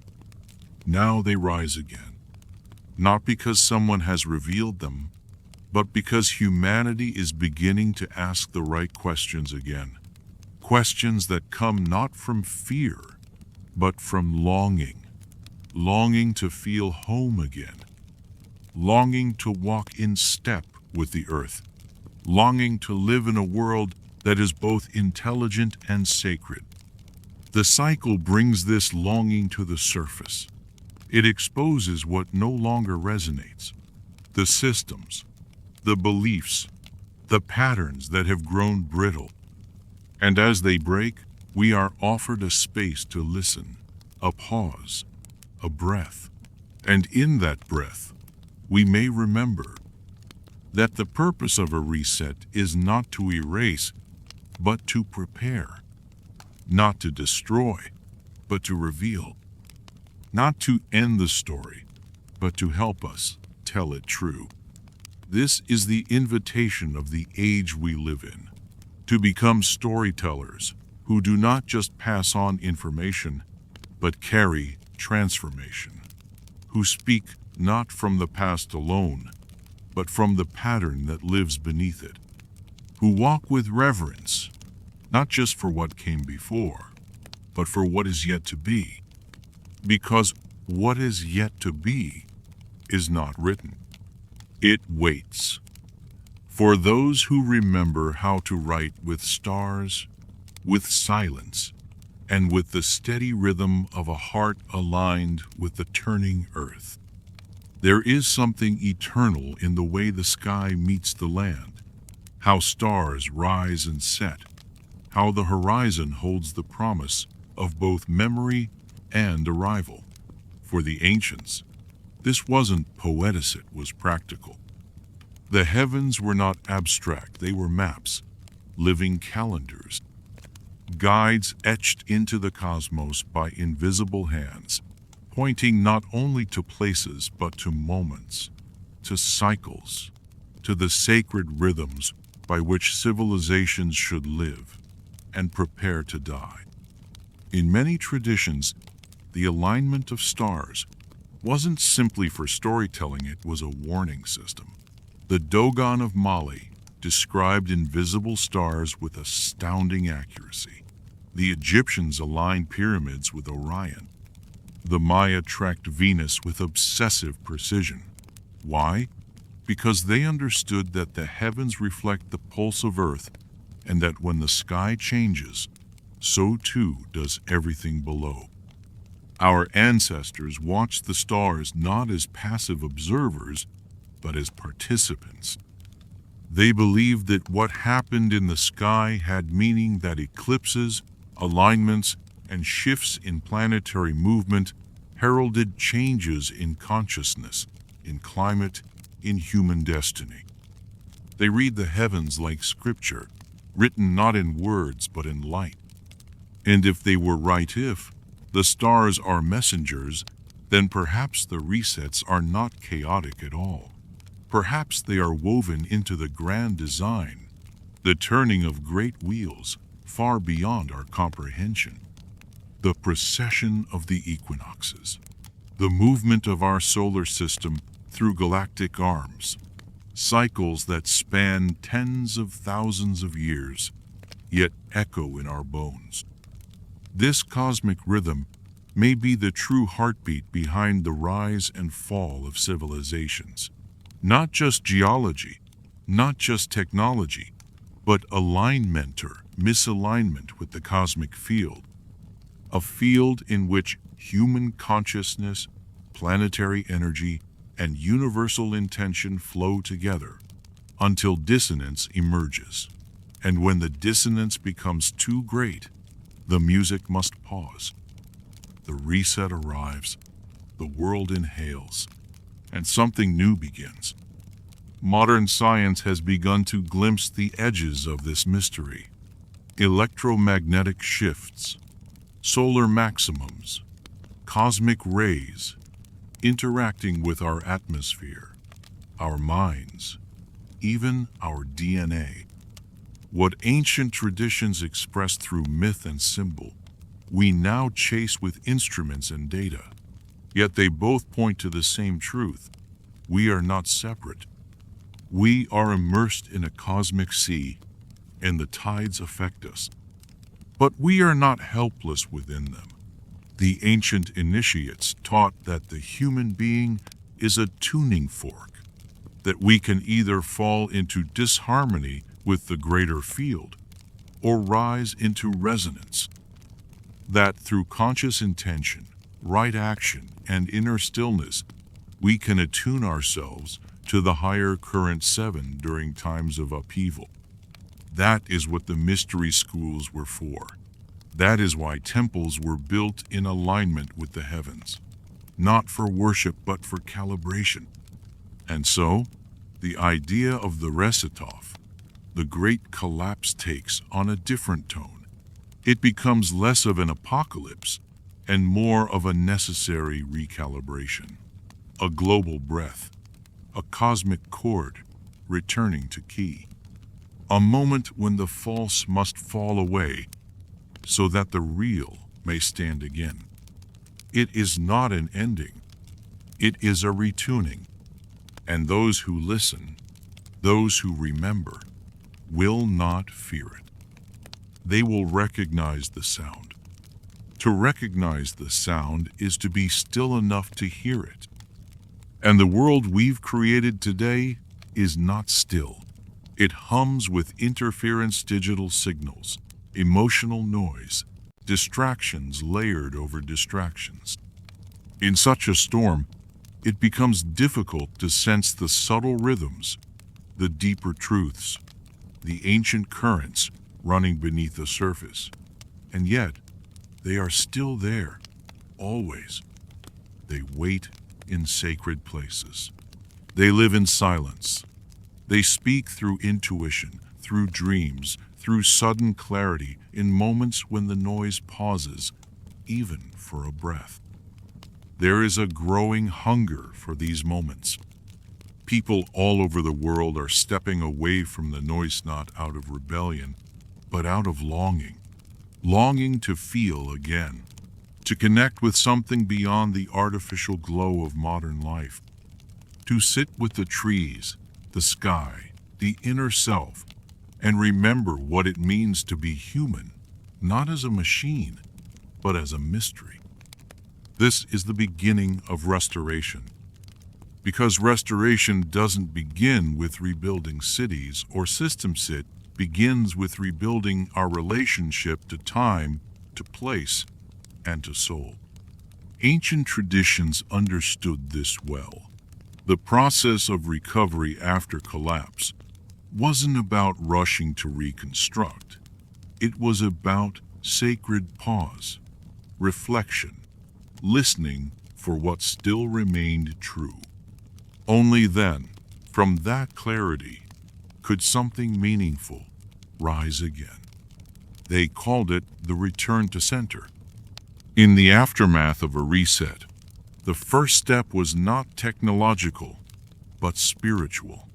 The people gathered, not to plan, but to pray, to sing, to speak the old names, to remember the stories, not as history, but as lifelines, because the stories held the pattern, the vibration, the map, and slowly, from those seeds, the new world would begin to form, a world not built on fear or power, but on alignment, on knowing that the earth is alive, that the stars are guides, and that the human being, when rooted in spirit, is capable of great beauty.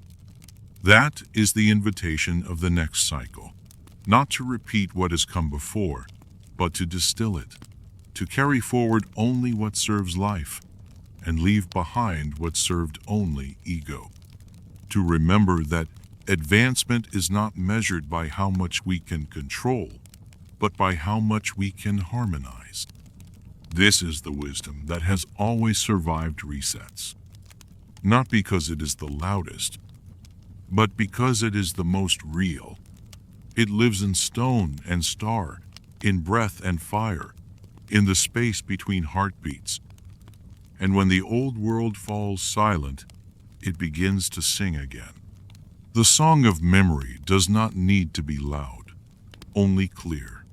And in the aftermath of every great fall, it is that quiet clarity that becomes the most precious thing. A single story remembered can rebuild a culture. A single symbol rediscovered can reconnect a people to their origins. In this way, we begin to understand that what survives a reset is not the loudest voice, but the most resonant truth.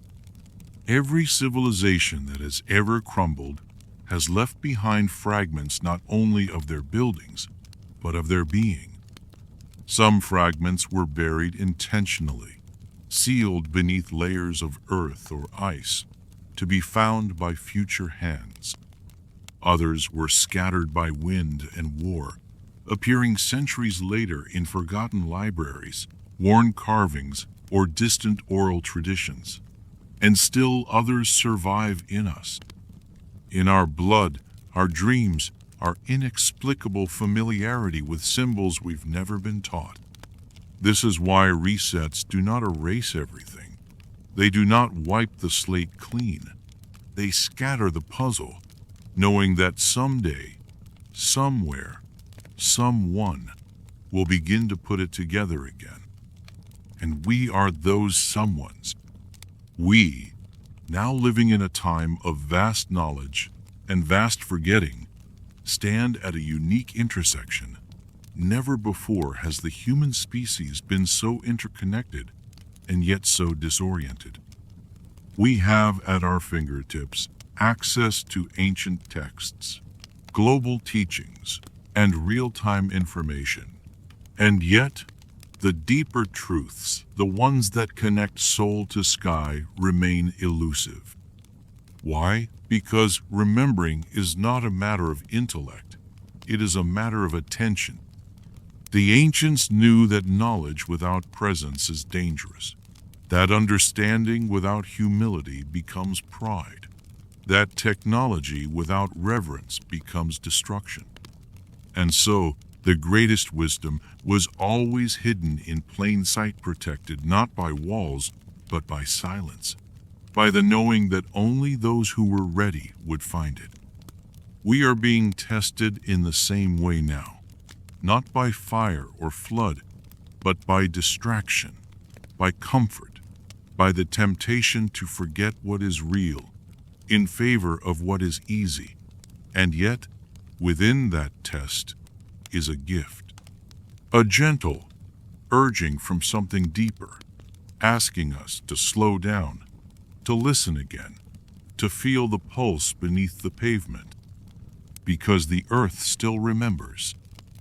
The stars still shine in ancient patterns, and somewhere inside each of us, the song still waits. All it takes is a pause, a moment of stillness beneath the sky, and the realization that the Great Reset is not only a future event, but something happening now, within us. We are being asked to return, not to the past, but to the pattern, the rhythm, the spiral. And when we walk it with awareness, we do not just survive what comes next. We become part of what comes after. What comes after is not a world rebuilt from blueprints. It is not a civilization restored from data backups or salvaged technologies. It is a new expression of something ancient, something rooted in the deep truths that every culture, every people, every ancestor once knew and carried forward through time like sacred embers in their hands. Those embers still glow in the stories of the grandmothers, in the quiet strength of the healers, in the hands of those who plant trees, knowing they will never sit in their shade. This is how the new world is seeded, not with grand plans, but with quiet acts of alignment. And just like in the times before, it begins not with control, but with surrender, a willingness to be guided by something larger than ourselves, to build not from ego, but from resonance. We are now the stewards of the next rhythm. This does not mean we must abandon all that we've built. The tools of modern life are not inherently wrong. They are simply incomplete without soul. The reset is not about going backward. It is about reintegrating what was lost. The wisdom of the earth, the honor of simplicity, the sacredness of relationship with nature, with others, with ourselves. All of this begins with remembrance. Remembrance that we are not separate, that the land is not other, that the stars are not distant, that the soul is not a mystery to be solved, but a companion to be listened to. Ancient civilizations lived by this. Even in their decline, their last efforts were often acts of preservation, not for themselves, but for us. They built structures meant to outlast storms. They encoded knowledge into stone. They passed down myths that would echo across millennia, waiting to be heard again by ears ready to understand. And now, those myths are stirring. Now, the stones are speaking again. Now, the cycle is returning, not as a threat, but as a threshold, a doorway through which only the clear-hearted may walk, not because others are denied, but because to pass through, we must be willing to lay down what no longer serves. Fear, division, illusion. We must walk lightly, carrying only what is essential. And that essential thing is not wealth or knowledge. It is presence. It is the ability to stand beneath the turning sky and feel, without doubt, that we belong here. that we are part of the Earth's memory, that we are not the end. We are the bridge. To be the bridge is to exist in two worlds at once, the world that is fading and the world yet to come. It is to stand with one foot rooted in the ancient and the other reaching toward what has not yet been written. This is not a comfortable place. It requires balance, patience, a deep trust in rhythms that move slowly, invisibly, yet with great purpose. And those who serve as bridges across time, across memory, across transformation often walk quietly. Their work is not always seen, but it is felt. In the way a child instinctively understands a symbol carved in stone, in the way a forgotten melody returns in a dream, in the way the earth responds when a seed is planted with love and intention. This is how ancient knowledge survives, resets not in monuments alone, but in the living field of consciousness that flows between generations, in acts of care, in moments of clarity, in the sacred practice of remembering what truly matters. And what matters is not always what we expect. In the hours before a flood, a fire, or a fall, the mind races to save what seems important. Books, tools, maps, gold, names. But time has shown us what endures. Not the numbers or titles, but the myths, the songs, the understandings that exist beyond language, carried in symbol, movement, breath. The Hopi talk of the fourth world ending and the fifth world being born. In their view, the transitions between worlds are not only physical, they are spiritual. The people who enter the next world must be purified, not in body, but in consciousness. They must remember how to walk in balance, how to see the sacred in the simple, how to live in reciprocity with all things. The Andean peoples call this concept Ainith Deep, knowing that every action must be in right relationship, give and receive, honor and be honored, speak and listen. This balance is not imposed by law. It is known through living. It creates harmony in the community, in the land, and in the spirit. Now, in our modern world, we are rediscovering these truths. They arrive not through institutions, but through the quiet awakenings of the heart. A mother choosing to teach her children the old ways. A scientist who listens to the wisdom of the body. An artist who channels symbols older than time. Each of these becomes a thread, and together they weave the next world. And yet, the thread is fragile. It must be protected, nurtured, passed on with care. Not every culture has survived the fall of empires. Not every memory has returned. Some have vanished, lost beneath the waves or scattered in the winds. But some have survived, because some Wenwei chose to remember. And now that role falls to us. We are not here only to witness the turning of the age. We are here to midwife the birth of what comes next, to ensure that what is sacred is not forgotten, to plant what will bloom long after we are gone. Not all will understand this work, but the earth will, the stars will, and somewhere, in the silence between cycles, the ancient ones will smile. Because the bridge has held. When the bridge holds, it becomes more than a passage, it becomes a promise. A symbol that no matter how many times the world resets, the thread of truth can still pass through. And that thread, once carried, becomes part of the one who carries it. It shapes the way we walk, the way we speak, the way we see everything not as separate, but as deeply, intricately, beautifully connected. Connection is the heartbeat of all ancient knowledge.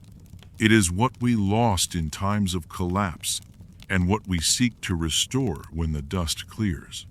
The ancients did not see the world in pieces. They saw it as a unified field sky, reflected in water, earth echoed in body, spirit mirrored in matter. Everything was part of one living, breathing whole.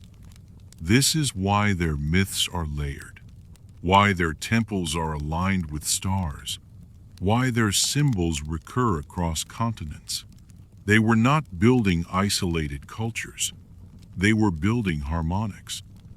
Each structure, story, and ceremony was a note in the song of the world.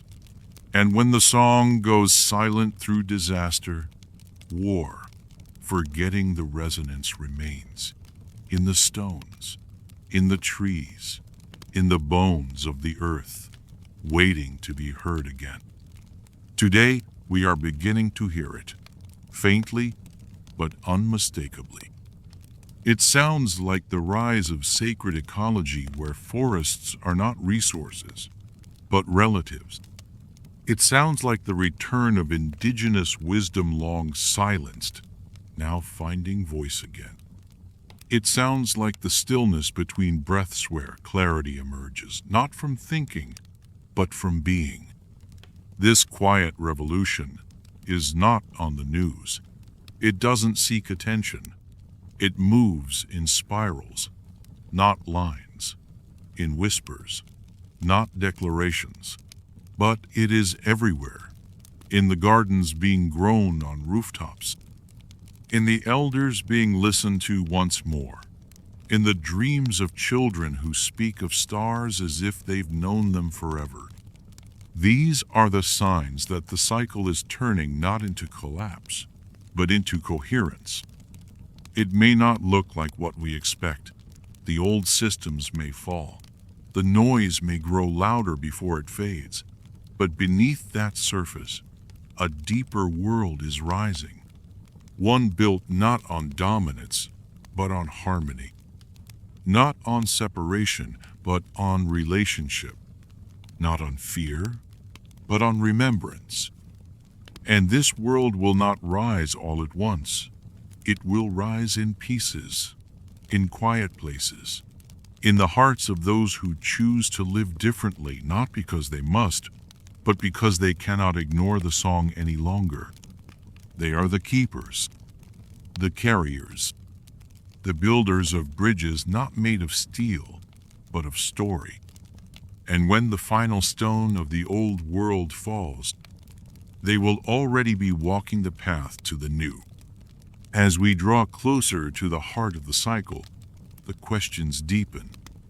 What if everything we have built not just the structures of stone and steel, but the beliefs, the boundaries, the very frameworks of modern civilization are not the culmination of progress, but just one arc in a much older wave? What if the skyscrapers and satellites are not the top of the ladder, but the echo of something that rose before and fell, as we now may again? This thought is not a cause for fear. It is a call for humility. Because when we begin to see ourselves not as the pinnacle of evolution, but as a chapter in a repeating pattern, we are invited to live differently. Not smaller, but wiser. Not with despair, but with awe. And that awe humble, sacred, and vast is what the ancients knew best. They built with stone not only for strength, but for eternity. They encoded not only knowledge, but reverence. And they knew, far better than we do today, that nothing endures unless it aligns with the truth that breathes in all things, that we are not the masters of the earth, we are part of her dreaming. That dream stretches back through time in ways we can barely comprehend. In the Vedic traditions, The concept of the Yugasta great cycles of Aga spans hundreds of thousands of years. The Kali Yuga, the age of darkness and forgetting, is said to be the farthest point from source, the moment of greatest materialism and spiritual disconnection. And yet, even in the Vedas, this age is not an end, it is a turning point. It is the low breath before the next inhale of light. So too in the myths of Mesoamerica, where the fifth sun gives way to the sixth heat age, birthed in fire and flood, but always leading toward balance. In the Norse Eddas, the fire of Ragnarok destroys the old gods, but from the ashes rise two humans, Lif and Lifrasir, who begin the world again under a reborn sun. These are not just tales, they are memory containers. They remind us that collapse is not failure. It is the space in which the sacred re-enters. But for the sacred to enter, there must be room.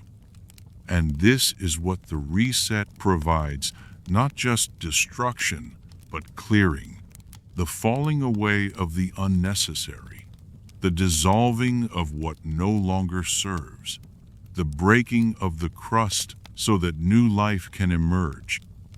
We see this on the earth after forest fires, the soil enriched, the seeds awakened by heat, the rebirth more vibrant than before.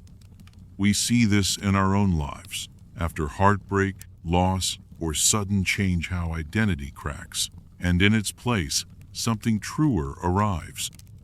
This is what the ancients prepared for. They built not only to endure the flood, but to carry through it what mattered. Not gold, but knowledge. Not walls, but songs. Not power, but harmony. And we can do the same. Not by trying to stop the cycle, but by walking with it, by listening to the silence between the waves, by remembering that the real temple was never made of stone. It was always made of rhythm. Rhythm is the first language.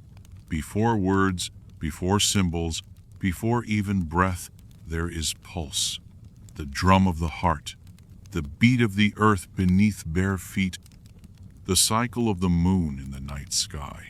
And when civilizations forget how to hear that rhythm, they begin to drift not just politically or environmentally, but spiritually. They lose coherence with the larger song, and in time, the dissonance grows too great. That's when the reset comes. Not out of cruelty, but out of necessity. Not as punishment, but as percussion. A restriking of the great drum. A call to return to harmony.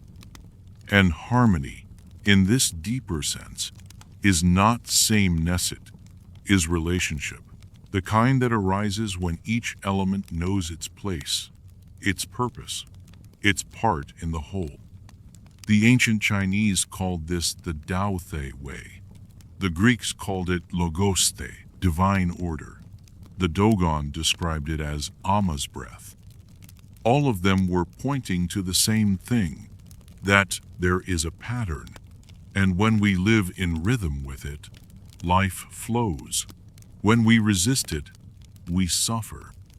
Modern life, for all its brilliance, has pulled us far from this rhythm.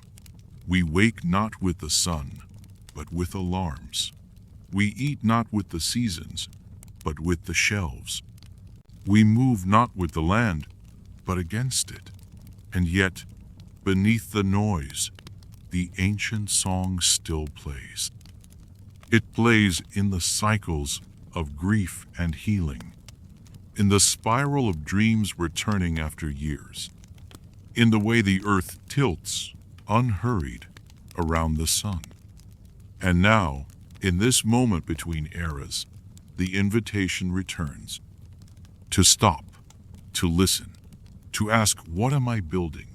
What am I preserving? What am I willing to carry through the storm? The answers will not come from books or screens. They will come in moments of quiet knowing, in the eyes of a child, in the shadow of a mountain, in the wind moving through old trees. And as the old world groans under the weight of its own forgetting, the new world listens. It listens through us. We are the listeners now, the ones who carry the rhythm, the ones who remember the story, not as it was written in stone, but as it was etched into the soul. We are not here to resist the change. We are here to guide it, to make sure that as the wave comes, the memory does not drown. That as the tower falls, the root still holds. That as the sky grows dark, someone lights a lamp and whispers the old song again. Not to save the past, but to bless the future. When the old world begins to tremble, it is not always through sudden catastrophe. Sometimes it begins quietly, like a breath that no longer feels full, a sense that the systems we rely on no longer nourish, that the stories we tell ourselves have lost their roots. And when that time comes, the reset doesn't appear as an explosion, but as an unraveling, one thread at a time, until the tapestry falls to the ground and we are asked to weave again. And perhaps that is the true nature of each cycle, not destruction, but invitation, a sacred calling to choose again, to create not from fear or habit, but from vision, from deep memory, from alignment with something older than the cities, older than the names, older even than the stars themselves. Because long before stone was carved, before gods had names, before lines were drawn on the earth to separate one from another, there was only relationship, the human and the tree, the fire and the story, the water and the moon, all things moving in shared breath, shared purpose, shared rhythm. This memory still lives within us. It rises in dreams of a time before time, in the pull toward land that feels like home, though we've never walked it, in the resonance we feel when touching old stone, as if it recognizes us, and we it. These are not fantasies. They are fragments of a deeper knowing, fragments that the ancients knew would resurface when the time was right. And the time is now, not because of a date or a prophecy, but because the signs are here, not in the skies alone, but in the heart, in the longing we feel for meaning, for stillness, for wholeness. We no longer want to dominate the earth. We want to remember how to live with her. We no longer want to ascend beyond the stars. We want to understand the story they've been telling us all along. This is the quiet revolution of the reset, not a return to the past, but a return to truth. And the truth is this: every cycle carries the wisdom of the last. Every fall plants the seed of the next rise. Every silence holds the first note of a new song. We are not here to mourn the end. We are here to witness the turn, to stand steady and awake as the tide shifts and the veil lifts and the future steps through, not with fanfare, but with reverence. Because what is coming is not a replacement. It is a remembering, a new world shaped by those who dared to listen and to carry forward the sacred thread. The sacred thread is not a thing we hold in our handset. It is something we carry in our way of being. It is woven through each moment we choose integrity over impulse, presence over speed, connection over separation. It is made strong through every act of kindness, every decision rooted in love, every gesture that honors the unseen. And it is tested in times like these, because the world we've known is not simply ending, it is transforming. The old assumptions no longer hold. The scaffolding we built around meaning has begun to crack. The stories of dominance, progress at any cost, and endless growth now feel brittle in our mouths. We speak them still, but without the same conviction. We feel the change, even if we can't name it. And in this in-between space, this liminal moment, we begin to reach for something real. Not another ideology, not another system, but something timeless. A way of living that does not rely on control, but on coherence. That does not conquer mystery, but dances with it. That remembers the soul of things. This way of living is not new. It is ancient. But it is also future. It is the spiral's next turn. And it asks of us one thing: to walk as if everything is alive.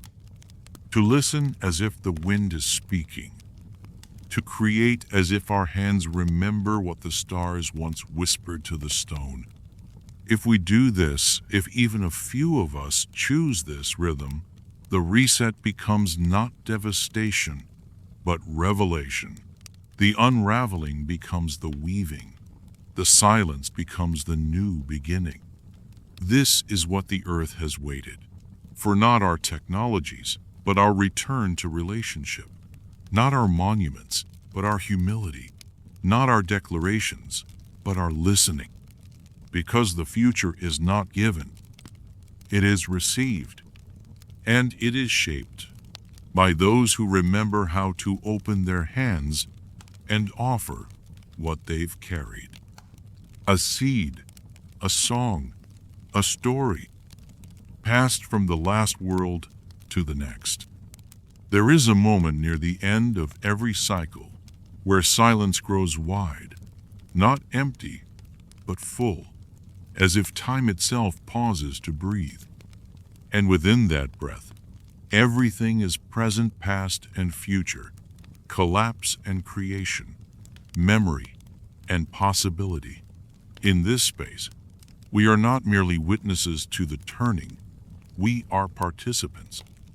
What we carry, what we speak, what we choose to remember, these become the first threads of the next world.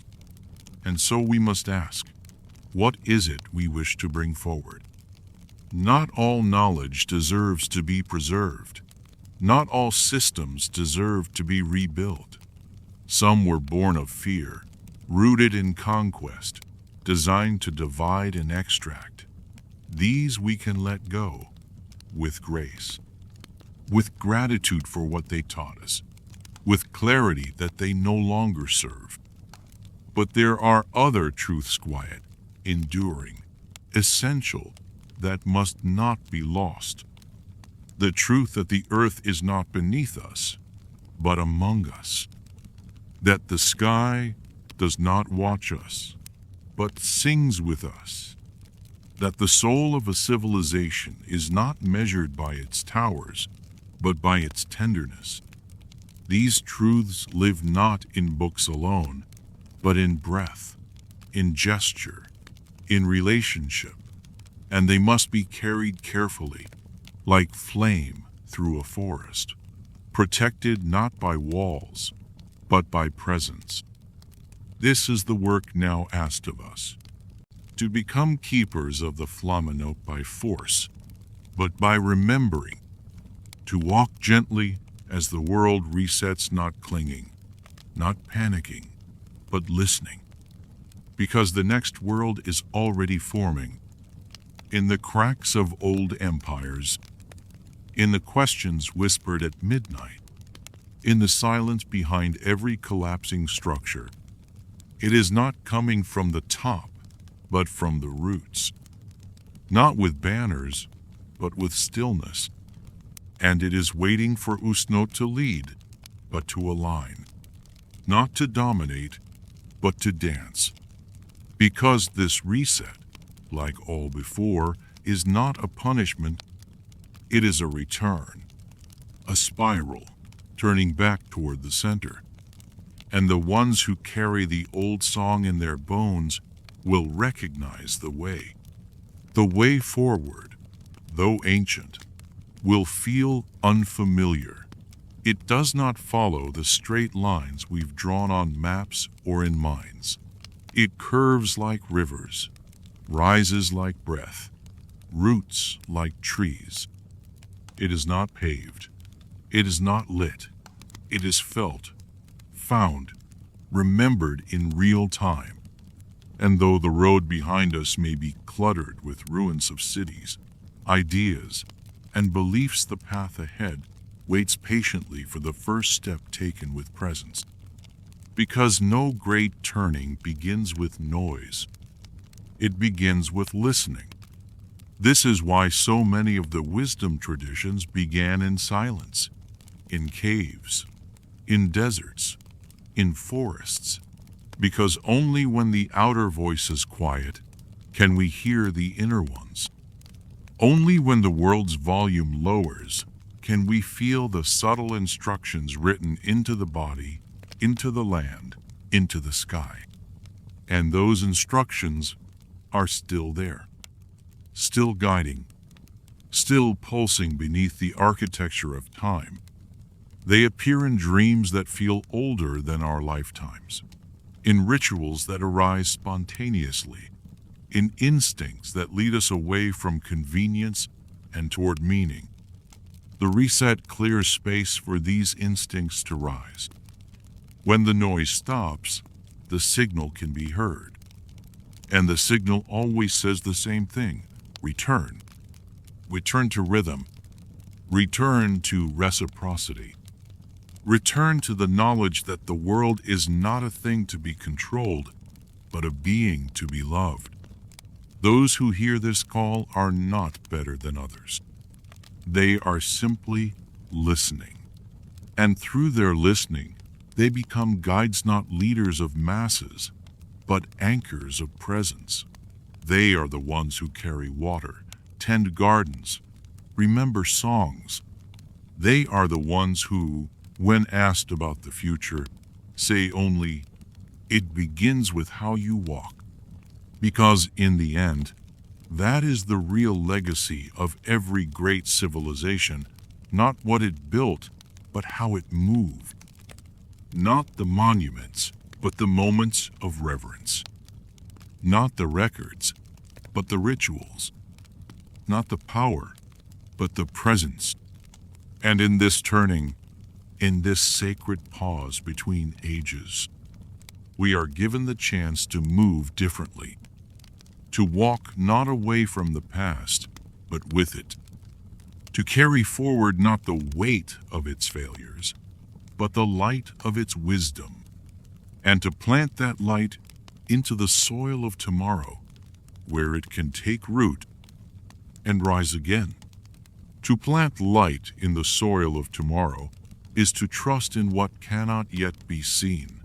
It is to act not out of certainty, but out of alignment, knowing that just as seeds break in darkness before they bloom in sun, so too must civilizations dissolve before truth can rise again. The ancients knew this. They knew that time is not a ruler, but a gardener, pruning, clearing, returning things to the root. And so they prepared for endings not with panic, but with presence. Their temples were maps not only of stars, but of time. Their stories were more than myths, they were memory codes. And their ceremonies, those deeply felt, earth-woven rituals, were how they passed that memory forward, through rhythm, through fire, through water, and word. Now it is our turn to remember. But memory is not just looking back, it is waking up, reconnecting the threads that were always there, in our bodies, in our landscapes, in our longing for something real. It is recognizing that the wisdom we seek is not buried, it is woven into the very world we are still walking on, beneath the cities, beneath the dust, beneath the silence of things we have forgotten how to hear. The ancient ones are not gone. Their voices echo in wind through canyon walls. Their dreams drift in the space between heartbeat and breath. Their hands shaped the stones we now call ruins, but they shaped something else too. A path, a rhythm, a way to walk through the end without becoming lost. It begins, always, in the same way, with stillness, then breath, then listening. And in that listening, we begin to hear the real instructions, not how to save the old, but how to receive the new, not how to control the change, but how to meet it, not how to survive as individuals, but how to return to the circle. Because it is the circle that holds the medicine, the fire, the story. The straight line leads only to exhaustion, but the circle brings us back to place, to purpose, to one another. That is what must come through the reset, not just survival, not just reconstruction, but reconnection, the reweaving of the broken threads into something more whole than before, not identical to the past, but remembering the pattern, and from that pattern, letting something beautiful grow. The beauty that grows after the fall is never what we expect. It is quieter, simpler, more honest, not born from blueprints, but from listening to the land, not dictated by rulers, but guided by caretakers, not designed for control, but for communion. This is the true legacy of the civilizations that came before, not their rise or fall, but their ability to return, again and again, through fire and flood, through forgetting and remembering. They return to the sacred, to the soil, to the seed, to the story that lives in breath. And now we are called to do the same, not to imitate them, but to walk alongside them, their memory at our side, their warnings in our ears, their wisdom moving through our hands as we build the next world, not for power, but for presence.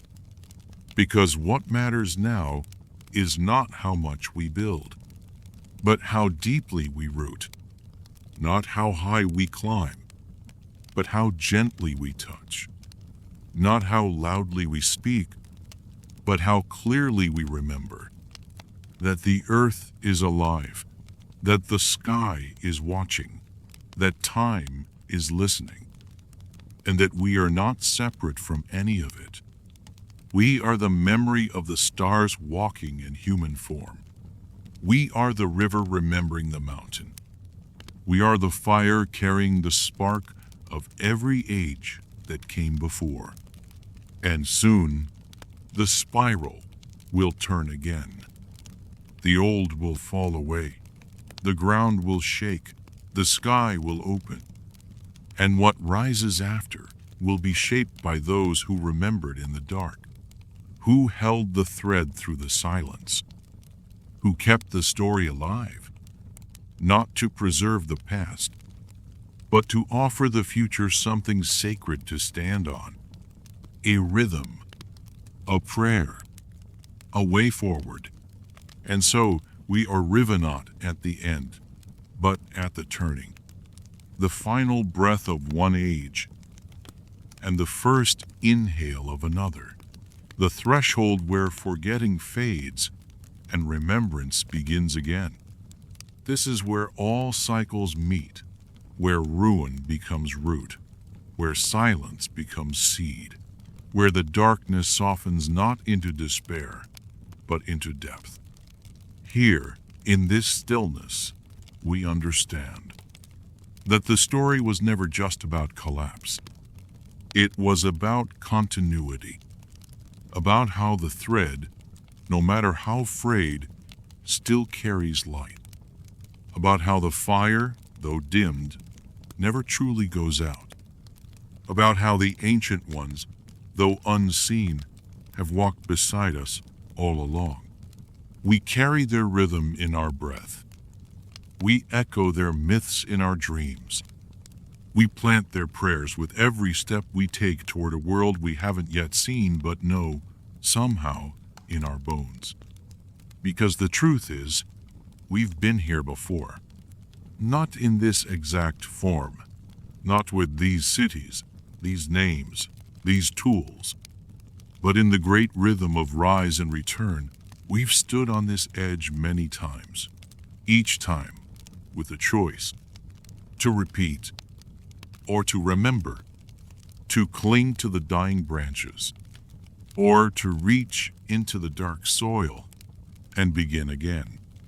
And now, it is our turn, not to rebuild what was, but to reimagine what could be.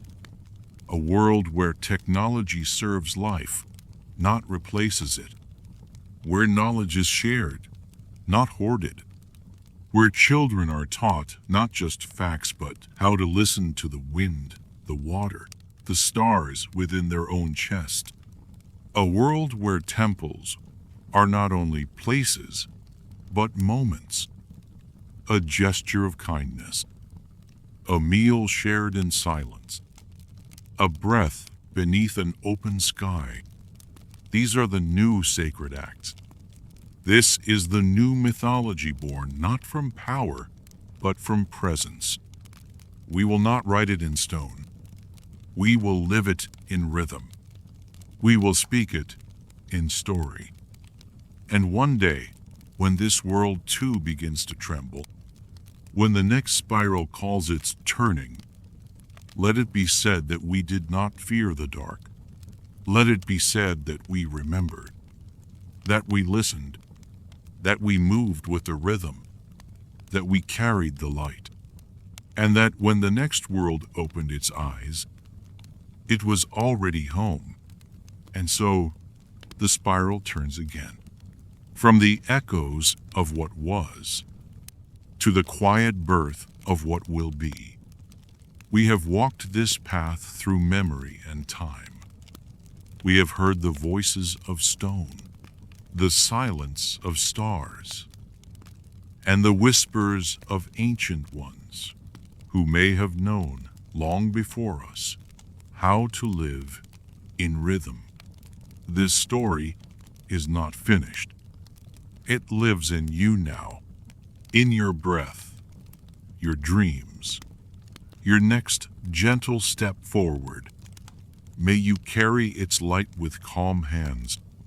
May you walk with presence through whatever comes. And may you remember, you are not alone. You are part of the rhythm. Good night.